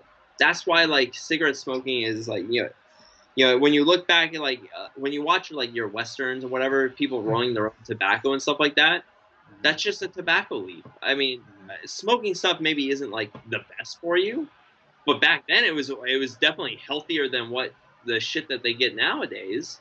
Mhm. They're adding all this like other like all these chemicals into that shit, and it's like, of Yeah. course it's bad for you.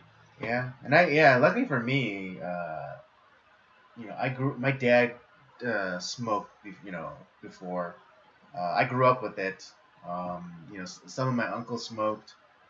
Uh, so I was exposed to it for a long time, and when I eventually, I guess I wasn't immune either because I eventually kind of picked it up.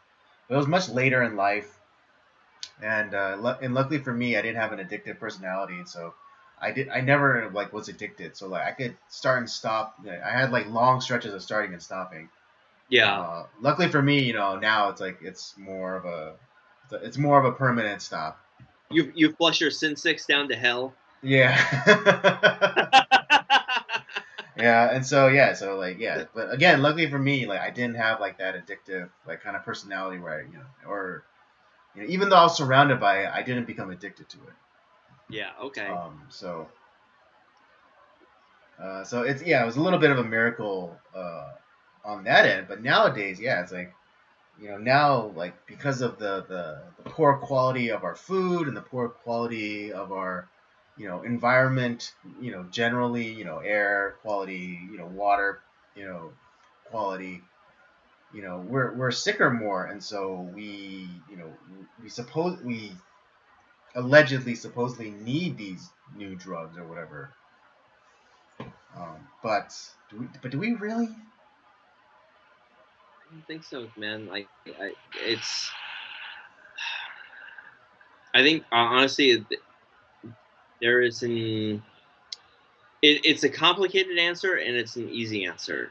It's Mm, just like if we went back to how things were, if we, I think the problem is because becoming so global mm-hmm, is that now you have to add more. Okay, well, we're transporting our meat and stuff from like this such and such country. We need to add a lot of preservatives, so it saves in. It's like, well, why do we need to do that? Why can't we just have? Why can we have like more localized stuff?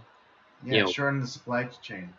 yeah, it's like why do I need to get my shit from like why do I need to get my meat from Yeah, why do I need lamb chops from New Zealand? yeah. And Mm. if I want to get like lamb chops from New Zealand, I'll just fucking fly to New Zealand.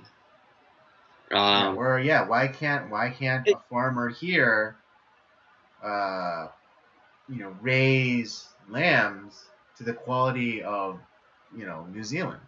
why am I getting my fertilizer from fucking Russia? Yeah, that too. I can ship myself. Why why can't I just grow it? It's like, come on, it's what are you doing?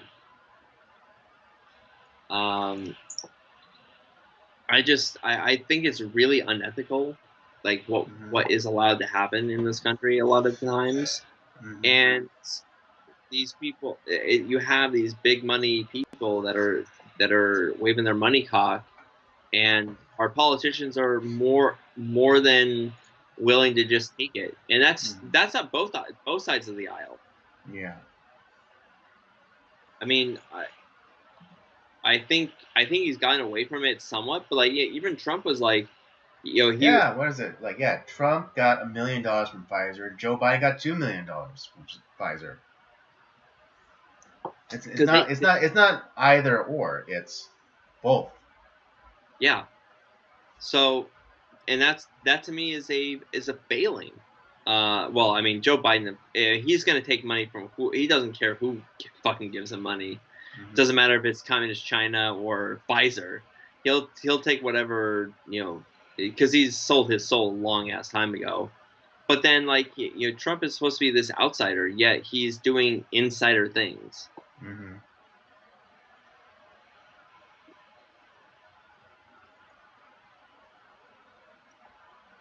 And he was kind of, oh, we were the ones that were we made the vaccine and all this sort of like, yeah, bro, nobody like, no one likes that. And like when you talk about it at your conventions, you get booed out of the fucking, no one likes it Mm-hmm. because everyone thinks that this thing is a fucking joke.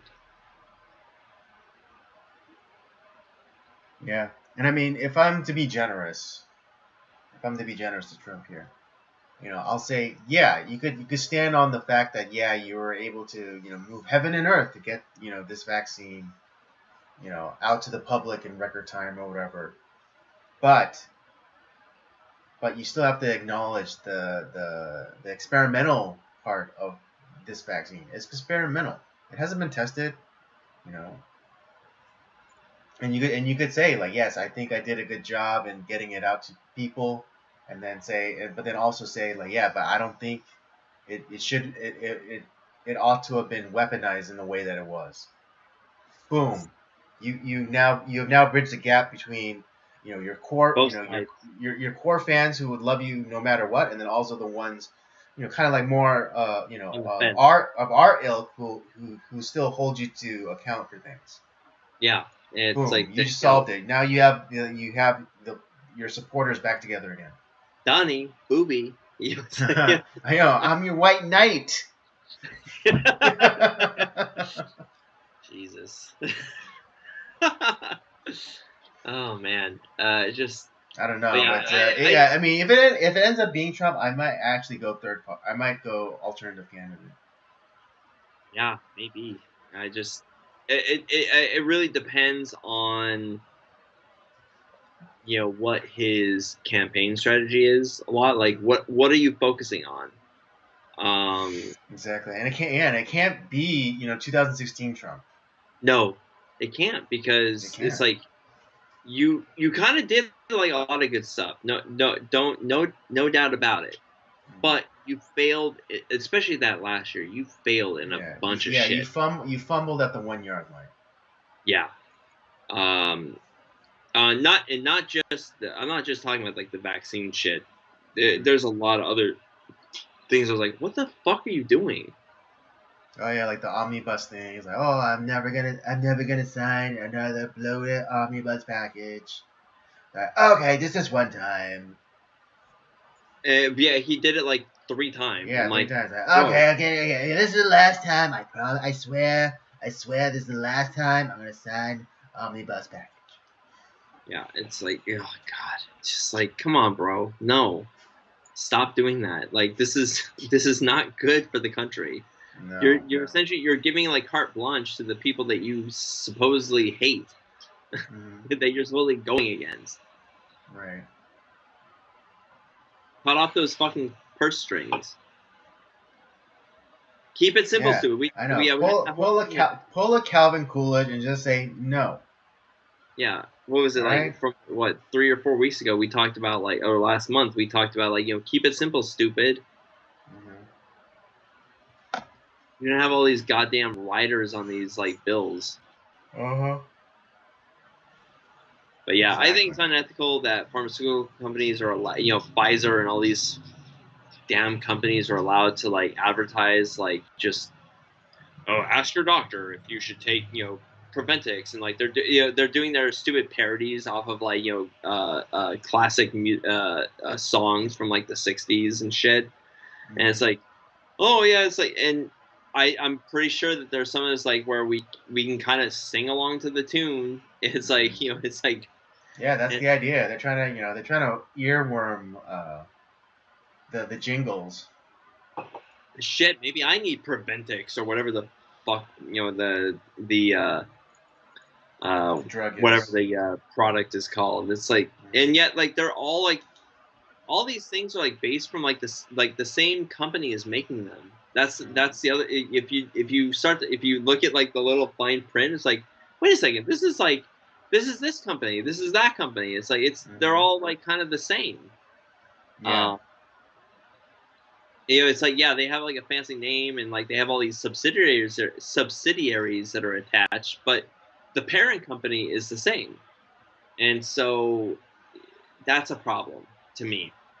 Mm. Yeah, I'm I'm not even saying that like some of the medicine doesn't work. Maybe it does. I'm not even discounting that. But like it shouldn't be done at like through like advertising. Do the create a product, do the research, do the testing, and then put it out there. And if it works, it works. And if it doesn't, like it's like let the test studies be the guide for that, and then that way, like doctors and hospitals and all this shit, like they're gonna push certain like pharmaceuticals based off of who's paying them, and uh, that's not good for people. Yeah, it's not good for the patients. It's funny because one of my favorite medical shows, Scrubs, they actually kind of called it out. That's You right. know, They do talk about that. It's like a comedy medical show had this really, which is also like actually horrifyingly like serious at times. yeah. And, oh God, it. There's a few episodes that really broke my heart, but like this, Mm, there is an episode where they talk about like the kind of really the evil of this practice. yeah. Yeah, and I mean, what is it? One of the characters, like I think it was the boss character. Yeah, But he was like telling one of the other doctors like, oh, you should use this drug, and then they ask him, it's like, oh, why? And then instead of giving them like the bullet point, the kind of like he's like, oh, because it reduces this and that and better and half the time of this other drug and blah blah. All he does is recite the commercial. the commercial, the tagline. Yeah. Like, yeah, it's like, what the fuck? But that's reality. That's actually Yeah. what's happening in real life. Mm-hmm. Indeed. But yeah, I think it should be outlawed. But the problem is that all of the politicians that are in power, they're bought off by these people, so it's probably never going to happen. Of course not. Yeah, we're not pessimistic. We're realistic. Yeah, it's just never going to happen. It's never gonna happen. This is just on like a long, like yeah. very I mean, long. yeah, like to give you guys a solution, just be healthy. Go exercise, eat right, make it so that that those products are unnecessary for you. That's your boycott. That's your boycott right there. There you go. Yeah, there you go. Live healthy. Get plenty of rest. Drink lots of water. Eat varying foods. Eat plenty of greens for I forget what the specific thing in green plants is, but do that. Make it so that you don't. If you really want to stop it, then like do it personally and make it so that you never need those products. Yeah, don't buy a bunch of like pharmaceuticals and then like machine gun them. or pop them like Tic Tacs. Yeah. So yeah, we're not. Yeah, so we're not here just bitching. We're actually we're giving solutions. Yeah.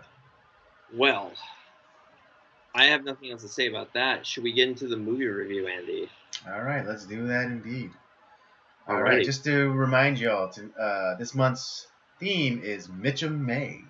Again, the man, the myth, the legend. The man, the myth, the legend. Of course, we're going to be highlighting some of Robert Mitchum's best films.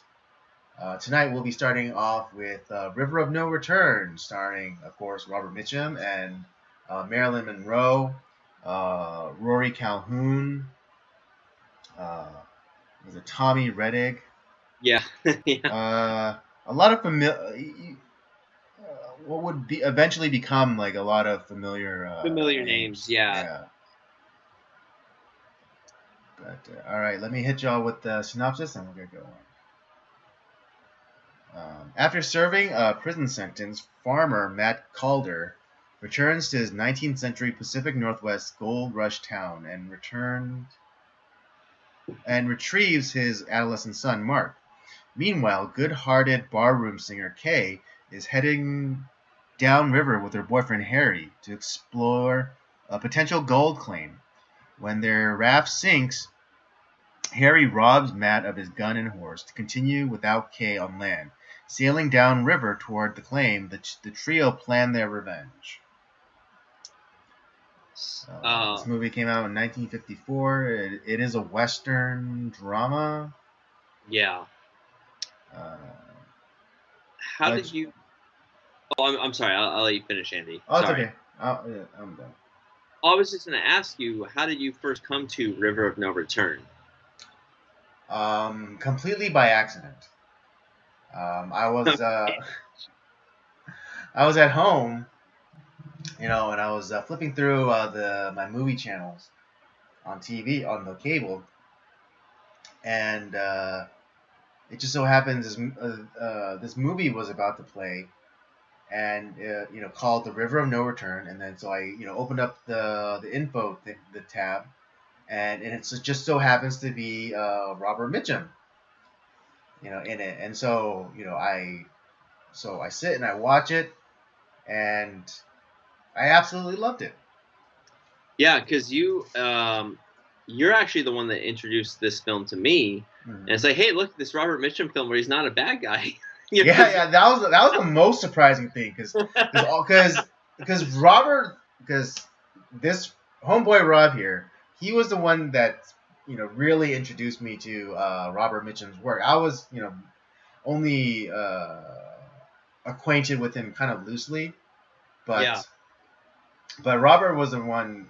This Robert, he was the one that to really open me up to Robert Mitchum's work. And so, but all of the movies that Robert made me watch prior were him being the absolute worst human being possible. Yeah, he's such an asshole in all these movies. Well, I mean, but he's a great bad guy, and so no shade being thrown at Robert Mitchum, but he's such a good bad guy.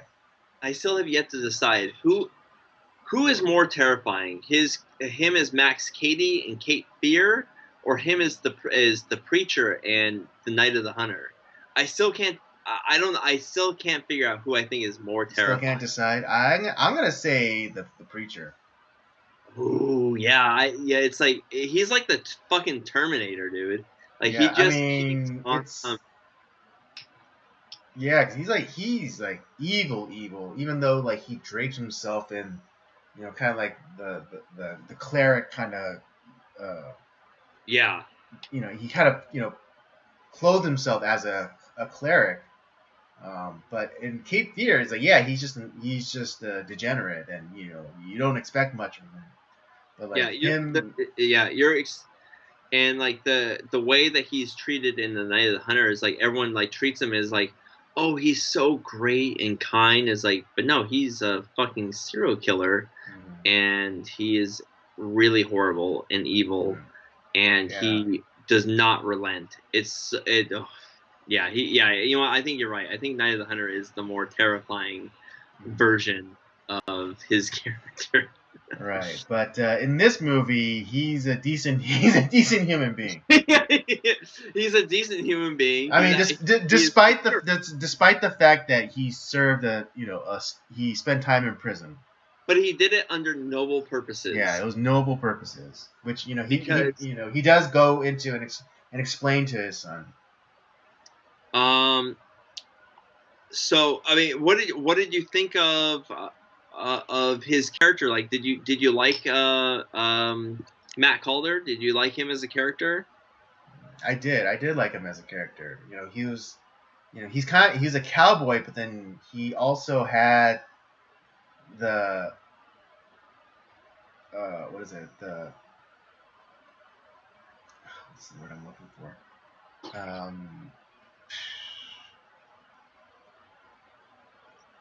The benefit, I guess. I'll just use it as a placeholder. The benefit of being a father. Yeah, which he it's not really fully explicitly stated, but like he essentially, the reason he lost time as a father because I don't know if it was his wife that died, but like she was pregnant with their son, Hmm. but he had never seen his son before. Right. Is from what am I understanding that correctly? He had actually never seen his son before. Um, Because what his son is like what 10? Something like, yeah, 8, 9, 10 around there, I would say. Yeah. Uh, But my understanding was like, or my interpretation of it was that he was around when he was a baby, and then but not, yeah, and then went to prison. oh, okay. Then I misunderstood that. I actually thought he had never seen his son Hmm. because of Right, what he because he did. still, all right. I mean, we don't see the picture, but he has a picture of his wife, so that obviously means like that they got married. Yeah. Well, I assumed that they were married. Right. I wasn't sure if like he had went to prison before he was born or if it Hmm. was after he was born. Like he was protecting his, when he like shot the guy that was hurting his friend. Hmm. Right. It That doesn't really go. I don't think they give enough to where it really like. I don't think it's super like matters, or it's not critical for the overarching story. But I want to say that he was the son was at least born when he went to prison. yeah, okay, that makes. I guess that makes sense too because like because the opening of the movie is him actually seeking out his son Hmm. because I assume that he just got out of prison by that point. He's like No, no, no, no, no, no, no. He first got his farm and like homestead up set up first, and then went to go get his son. okay, but like it, That's why he had a cabin and stuff, and was able to take him there. That's why there wasn't a montage of him like building the farm or whatever, or building the house and plowing the field, like, because it was already set up. yeah, but it had been a number of years since his wife had died Hmm. and him seeing his son. It had been Hmm. some time, I think. Yeah. Hmm. Um, so what was his son just like kind of walking around as like a semi orphan then, pretty much? I want to say that the mom dying was more recent. So you think it was like maybe like more within like the last like couple of months, maybe? Because this is all happening before the movie even fucking starts. Right. Yeah, I want to say that the wife or the mom, she passes away. Yeah, within the, like, at least 6 months. Because Okay. let's say he gets out 9 months to a year before. Mm. Like, he would need that time to get everything set, like the homestead and stuff set up. So And with time, maybe the she original plan was for for the wife and the kid to come and live with him, right. but just circumstances beyond their control, and the mom ends up dying. Okay. All right. What do you think of the son though? Like played by what was his name? What was the Tommy? So it's Yeah, Mark Tommy Hall, Riddick. Tommy Reddick, who according to, so I was reading up about this movie, and there were a lot of problems with this film, mainly Hmm. because of Marilyn Monroe, and the one actor that gave solace to the director was the kid. He was the kid was the most professional actor on the set. He's like the reason why Otto Preminger was able to keep his freaking like sanity was uh, because of the kid. wow. And those are Otto Preminger's words, by the way. Wow, that's hilarious. So, what did you think about him as an actor? Like, did you like him? Did you think that Mark I was a good character? I thought he I thought well I thought Tommy Reddick was completely adequate and satisfactory He was. in the role. Because I I totally believed his, wide-eyed wondered and kind of aw shucks kind of spirit. but he wasn't like annoying. Like he wasn't. No, And he no. was helpful. Yeah, He wasn't. exactly. It's like he wasn't like a hindrance to the group. Mhm. Um, Exactly. and I just and yeah, I don't know what this kid did, like as far as acting goes. But damn, like if this was, I don't know if this was his debut or not. Mhm. Maybe it was, but yeah, he's great. I think he Mhm. did a lot of TV work. Yeah. He, yeah, he Did he died do pretty young. Lassie? Yeah, he died actually pretty young. He died Yeah, in 96. yeah, he died in 1996. he died of a heart attack. Was Yeah, what it looks like. 54. Yeah. His filmography.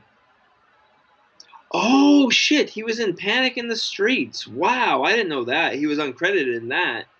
Mm. But that's a movie we definitely need to do. Panic in the Streets. Mhm. Um, but yeah, this is actually one of his last films because after as far as film goes, Mhm. he stopped acting in 1956. Mhm.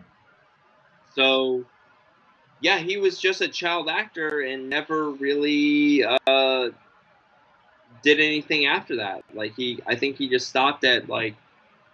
I think he did some TV stuff, but that's never did film again after as a child. Mhm. But yeah, so this is like one of his like very last films because he stopped acting 2 years later. Mm. But yeah, man, he's great. He did a good job. Mhm. um, and the chemistry between him and Robert and him and Marilyn Monroe, like it just felt so natural. Like Yeah. they felt like a team. Like it's like you believe their relationship. Like Mhm. it was natural. Yeah, yeah, Marilyn Monroe does a really good job She, has of she ever of been of uh, of, of surrogate mother to this kid. has she ever been in a modern film? So hot. So hot. I mean, people Okay. probably like talk about like the 7 Year Itch or Men Prefer Blondes. To be honest, there's two movies to me where she is like just woof. This is one of them, Mhm. and her last film, The Misfits. God Mhm. damn, like both the films, she is just smoking. Yeah. Tasty slice for sure. She is a tasty slice, and she was a huge problem on this film. Let me tell you. So, Do tell. uh, well, like most of her films, she's a problem. That's the thing. She is a uh, her acting. She demanded that her acting coach always be on set with her, Mhm. and when her acting coach would constantly like go against The what the director, director. and so it was causing a lot of problems there. Mhm. And so it would cause distractions as far as like it wasn't just like where it was affecting like her performance, it was starting to like leak into the performances of the other actors. Mhm. She was like her acting coach was starting to fuck with Robert Mitchum, the director, the other like side like Rory Calhoun, the other Mhm. side characters, and it got to the point like and actually her and Tommy Reddick were actually became like really good friends. Mhm. But then like because she got so close with the kid, like the acting director started to mess with the kid. It's like and that's where like it got to the point where it wasn't just the director, it was the other actors and the production company was like, we need to get this fucking person off the set. Like she's gone. Like they literally couldn't take it anymore. And I think the half reason why the budget was so large Mhm. on this film was because of fucking Marilyn Monroe. and all the bullshit she put everyone through. Because it ended up like costing the. There were days like where she wouldn't like be on set, and it's like they had to film around her, Mm-hmm. which is a huge problem because she's one of the main characters. Right. Um, and but like at the end of the day, I th- I can't think of anyone else that you could put in that role because she's so perfect for it. Mm-hmm. And I like this is to me is like one of her best performances. She's so good in it. Mm-hmm. It's such a God. It must have. I would have hated to be on set because it would have like annoyed the hell out of me. But then Right. like, but the reason why you deal with it is because you're getting gold, Mm-hmm. and like I mean, her looks do not hurt. Let me tell you, but she is putting on a good performance. The I believe that is her singing. I don't think Mm-hmm. it was dubbed. So it's she is putting in this great effort, but at the same time, she's being a huge pain in the ass. She's being a diva. Mm-hmm. I think when they thought of the word diva, Marilyn Monroe was like, she's the creator of the diva. I mean, I guess you could go like back to like Betty Davis and Joan Crawford, but like to me, like the single diva is Marilyn Monroe. Yeah, I mean, I don't know. Maybe 3 weeks high. But what did you think of like her character, like her like just like the from the movie itself? What did you think about her character? Did you like it? Did you Oh like her yeah, performance? I thought her character was great. I I think mean, she seemed I seamless. mean, yeah, it's like kind of typical, but she played it really well. She played it exactly right. Um, kind of naive, but also But she comes around. no, I mean naive, but then also kind of world weary. Um, you Yeah, know, um, ambitious yet still caring.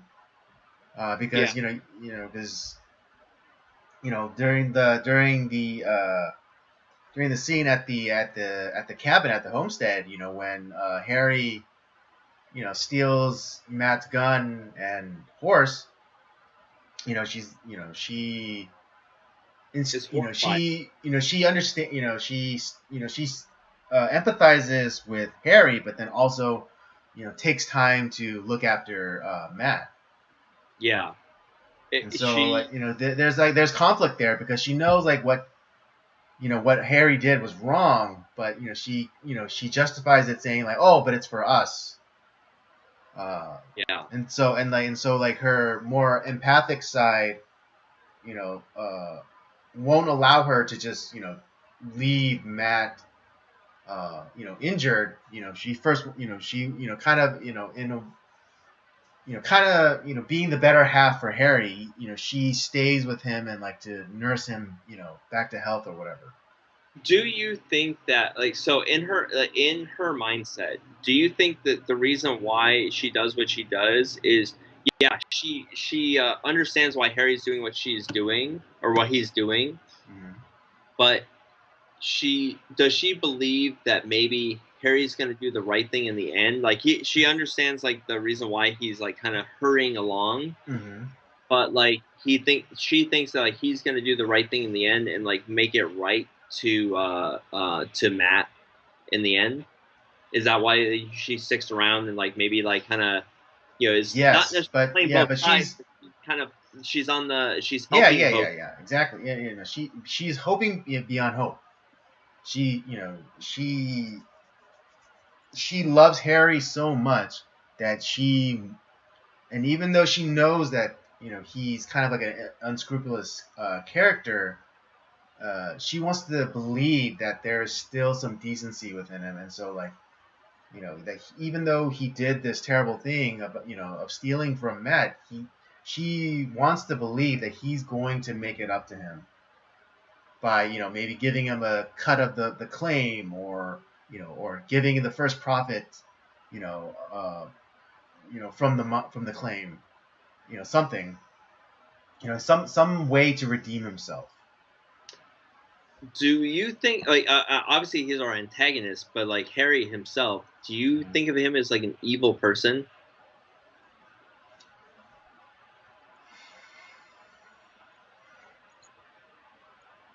I didn't think so until the very end. Yeah, it's. I think he's not like your mustache twirling villain per se. Mhm. Like I think Exactly. he does bad things, Mhm. and I think that like I don't know if he was always a bad Right, person. and yeah, and he does bad things, and the most positive light you could put it in is, you know, he's doing bad things for right reasons. Yeah, I like I said, I understand his motivation. Like he's Mhm. not. I think most people would do what Harry does. Mhm. Um, but when he essentially tries to shoot like Matt in the back, like, Mhm. well, first of all, he ends up like ambushing like Matt in the beginning of the towards the beginning of the film, and then like he tries to shoot him in the back at the end of the film. It's like, bro, come on, like it's and you have to expect that this guy is going to be pissed. You stole his horse, you stole his gun, you essentially like left Yeah, you him left like him and the kid, his son, to die at the to hands die of the Indians. against the Indians and like all sorts of other shit that they had to deal with. I mean, they almost had this like deliverance moment, like in the Mhm. woods. Right. Um, and there was a bear too. Like, there was like a bear or a coo. It was a mountain lion. It was a mountain lion. And Mountain lion. it's like you left the guy to fucking die, Mhm. and you don't expect that. Like, well, one, you probably didn't think the guy was gonna live, Right. and you kind of left and you left your girl behind too. Like, so Mhm. what do you think is gonna happen to her?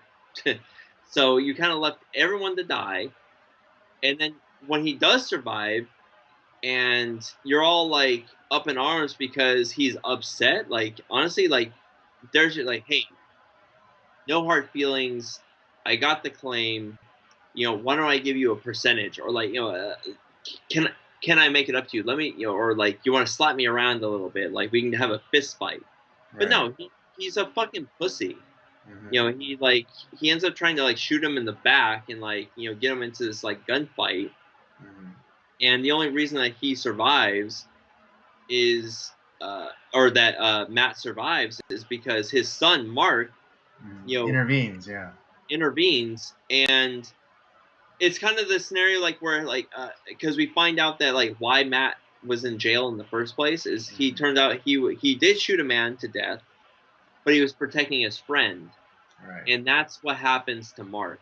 Right. Mark defends his dad Mhm. by in the same way that his dad defended his friend, Mhm. and that's like where like his son and Matt and Mark were super close to begin with, Mhm. but I think that moment bonded them forever. Right. Yeah, because when Mark found out that his dad went to prison for killing someone, yeah, he kind of had a self righteous moment where it's like, oh, how could you, and da da da. It's like, him being a kid, he doesn't understand understands the nuance of things, I and hate that so, word. Yeah. and I know you hate that word, but but appropriate in this case. It is But appropriate. You're yeah, right. so yeah, he doesn't understand the nuances of the world and how sometimes someone does a bad thing for a good reason. They think black. If kids think like that, they think black and Yeah, white. they think it. Yeah, children tend to think in absolute terms. So like yeah, so when he hears that his father killed somebody, it's like, oh, how horrible, how horrible. You're not supposed to kill anybody, but then and then his father tries to explain to him that he did it for the right reasons because he was trying to defend, he was protecting his friend, and so when Mark is placed in that same situation, he finally I think he has a an adult moment, and he understands like what his father went through, and he understands like His eyes were open in that moment. exactly his eyes are open at the moment, and he understands that sometimes kind of like that Denzel quote, but sometimes the good guy has to do bad things to make the bad guy pay. Yeah, exactly. Um, do you like the relationship that developed between Mark and what was Marilyn Monroe's character? What was her K. name? K. Uh, Kay. Yeah. Did you like how the relationship developed? Did you feel it was natural, or like, did you feel like there was chemistry there? Um, I mean, there was I kind of like a semi-rapey scene between those two, yeah like, I agree with that. which I was like, Um, oh, that's I was like, that's oh, there's the Robert Mitchum I know. yeah, Uh, yeah. I was like, oh, there we go. um, I did actually. I actually enjoyed how their relationship evolved. First it was just most. It was first more about him trying to not, Kay trying to get Matt not to kill Harry, but then also, both like they're both, I guess love for Mark, but then also them, eventually, Developing a bond developing a bond and a because mutual respect. yeah, because Matt ends up like kind of saving Kay's life after like I don't know like how cold like I don't know if it was because like the water was super cold or like she's just kind of like a weak person, Mm, and so like they end up having to go into that cave to get her like warmed up and like her clothes were all wet and she like all that, and then like I think it was through that because he actually didn't do anything to her at that time, like which is like if he was like a super rapey guy, it's like oh here's an opportunity, but it was actually at a later moment that happened mhm. between those two. Right. I think like they're having some sort of spat, right? Yeah, and it's like Yeah. you And I get think you yeah, and kind I of think it find was like that kind of like sexually charged tension and like oh him, yeah not maybe not having a woman in a while and just yeah the he the he's like his more carnal desires got the best of him. yeah. Oh, so you have that, um, but then after like all the events that happen and Harry ends up dying, Kate ends up kind of semi going back into like her old lifestyle in a new Mm. city, Yeah, as a barroom and singer. but like Matt is like no we're not gonna do this shit anymore, and he takes her. He's like we're Yeah. gonna And he claims her, yeah. he claims her, and they end up being I think that's what she wanted, to be honest. Yeah, and what is it? I think throughout the movie, you see her, kind of polishing these, red shoes. And Yeah, I think, I do think that that's a symbol because what is it? Those are I think the nicest thing that she owned. right, And and like it was like her way of like making money and getting out of like the current state that her life was in. right, And then at the end, when when Matt comes and literally sweeps her off, off her feet, and her the shoes drop, like that's her finally relinquishing the control of her life, and she no longer needs these uh, to fulfill her life or to make to try and escape and make a new life. right. But yeah, it's this movie is really good. Mm-hmm. I think it's a not I don't know of many people that talk about this film or Mm-hmm. think about this film a lot, but it's a it's I think it's a western that I think people should take a look at. Mm-hmm. I think there's a lot there. You have obviously the great Robert Mitchum, but Mm-hmm. all the side characters, Kay, Mark, Harry, is a good. He's a good antagonist too. Like he's only really in like 10 minutes of the film, but Yeah. he's really great. Mm-hmm. And I I'm really glad that you introduced this to me. Yeah, It's I'm glad I happened upon this movie. yeah, this is gonna go in my Western rotation. Like, you know, I'm probably gonna put this in with um, you know, it's somewhere in the top 10. I don't know where I'm gonna put it in my top 10 in westerns, but Mhm. it's up there. Yeah, I really like this. yeah. But I don't know. I don't really have any other like questions or thoughts about the movie. Do you, Andy? Do you any other final thoughts on the River of No Return? No. No questions from me. I think we did a pretty thorough job of reviewing it. Yeah, yeah. I think we did. Mm, Uh, why don't you? This actually was your choice. I knew you wanted to do this one. mm. What's your rating on the film? Uh, oh, before I do, I just remembered another great aspect of this movie is just it's so gorgeous. Like Dude, it the is. photography and just the coloring on this movie is just so gorgeous. I watched it on Amazon and like Mm, the whatever restoration that they did on this, mm, it's they did a fantastic job. It looks brand fucking new. It looks mm. like they just filmed this. Yeah, yeah. And so yeah, that's the only thing I wanted to bring up. Yeah, it's just like yeah, the beauty of film. You really need to experience it. Yeah, and it's like you would think that like with like a digital restoration, like that you know, because a lot of films are getting that digital restoration, Right. and it's like, oh man, you're gonna start to see like all the flaws, and you do see films that like have been restored. It's like, ooh, that doesn't look so good Mm, nowadays. Like whereas like before, you're like, oh, this is awesome, and it's like, but no, mm, it's actually like really like, oh, this is bad. That's mm. not the case with this film. This film looks No. really good. Yeah. All right. With that said, I'm gonna give my rating, and for me, I really do like this movie, but I'm gonna give this a 4. Okay. What I mean, and you okay, and I know you usually I dig it for technical things, and not this time, but I am digging it for the fight scene with those two other men. You know, the ones that are going after Harry too. Okay. It was just so awkward. And like Cade, like and like Okay. and like you see Marilyn Monroe like kind of like cowering, but she's not screaming. Which just makes it kind of awkward. And just like the whole like fight scene of like him like trying to wrestle the knife away from the guy. That Um, scene, like I thought the fight scene, like of him, like them, like wrestling over the night, mm, was that part was good.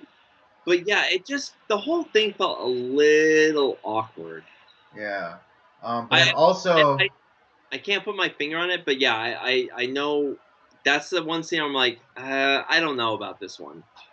right, 'cause I think it's just yeah, because like there's no reaction from Marilyn Monroe's character, even though she's like right there, like she's in the thick of it, and she's not like reacting, she's not screaming, she's not going, it's like, oh, watch out, Matt, and She's not fucking helping at all. yeah, she's not helping at all. And then also like the man, the guy that's fighting Matt, like his partner is just like sitting there when he could like easily get the drop on him and like shoot him or something. Yeah, exactly. It feels like they could have done that scene better. Yeah, and then all, but and then okay, and then also I'm dinging it for Matt not taking the horses from those guys and just continuing over land. Yeah, why?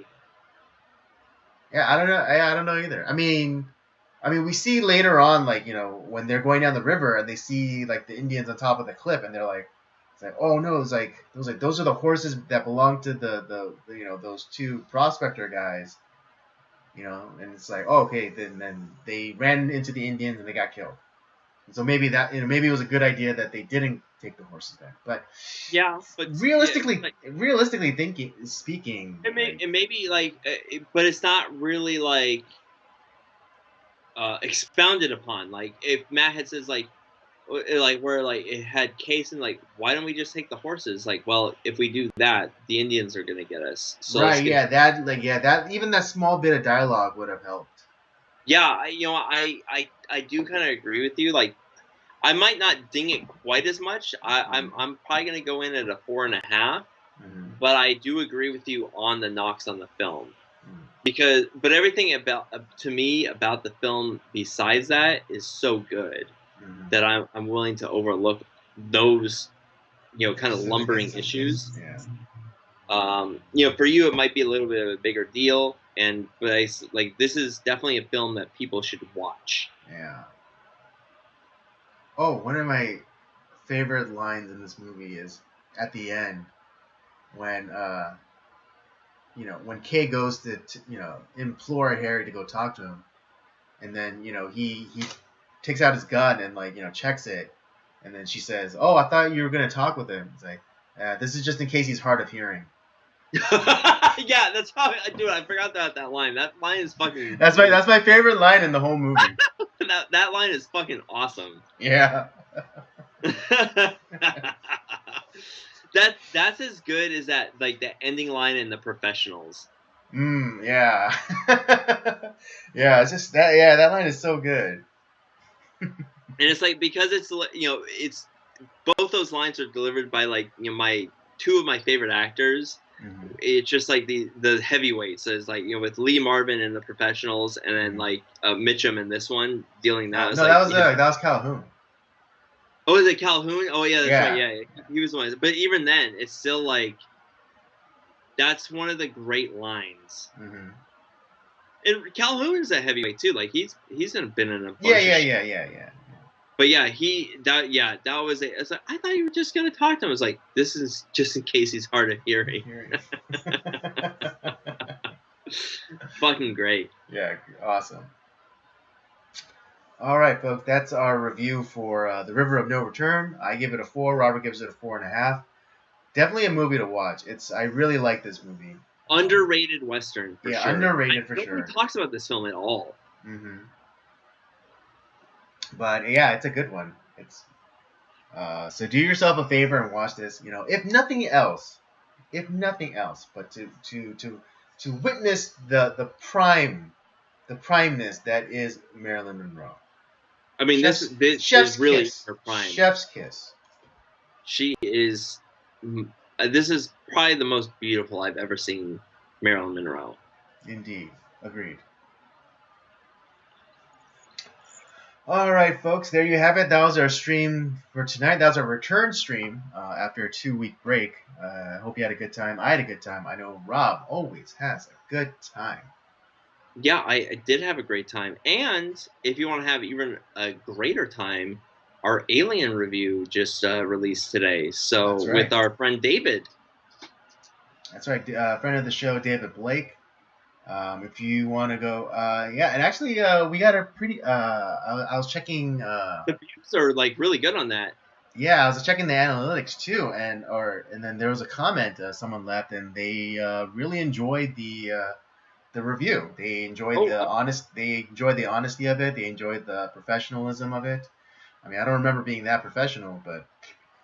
Yeah, but the Whiplash review didn't get as many views as I was hoping. Mm-hmm. I thought that film was. I thought we did a good job with that. Right. But it's this one did maybe because it's Alien. And yeah, because Whiplash is more of kind of a niche film. Yeah, niche film. Not too many people have seen it, but then again, there are probably so many Alien reviews. Yeah. But the numbers that we got are very encouraging. So maybe we probably did a good job. Hey, we should respond to that comment. Yes, we should. But in the meantime, check out the library of other content that we have. The Circle of Jerks main podcast, which the Alien review is under. Episodes of Nocturnal Transmissions, of course, and Rob's Gaming Show, Up by Up Down. Don't forget to follow us on our various social media accounts, Twitter and Letterboxd. Is it Letterboxd or Letterboxd? Please, I don't know. You initially told me that it was Letterboxd, so that's how I've just been pronouncing it. Because they have Letterboxd and then D is capitalized. So to me, that is Letterboxd. But I guess it's Letterboxd. Right, but there's no apostrophe, right, in between the. Yeah. X and the D, right? That's right. That would usually denote that that the E is missing. But I don't know. I'll just say it both ways for now, and until I'm corrected, you know, Tell me either in the way. comments. Yeah, tell us in the comments which way is it? Is it letterbox D or is it letterboxed?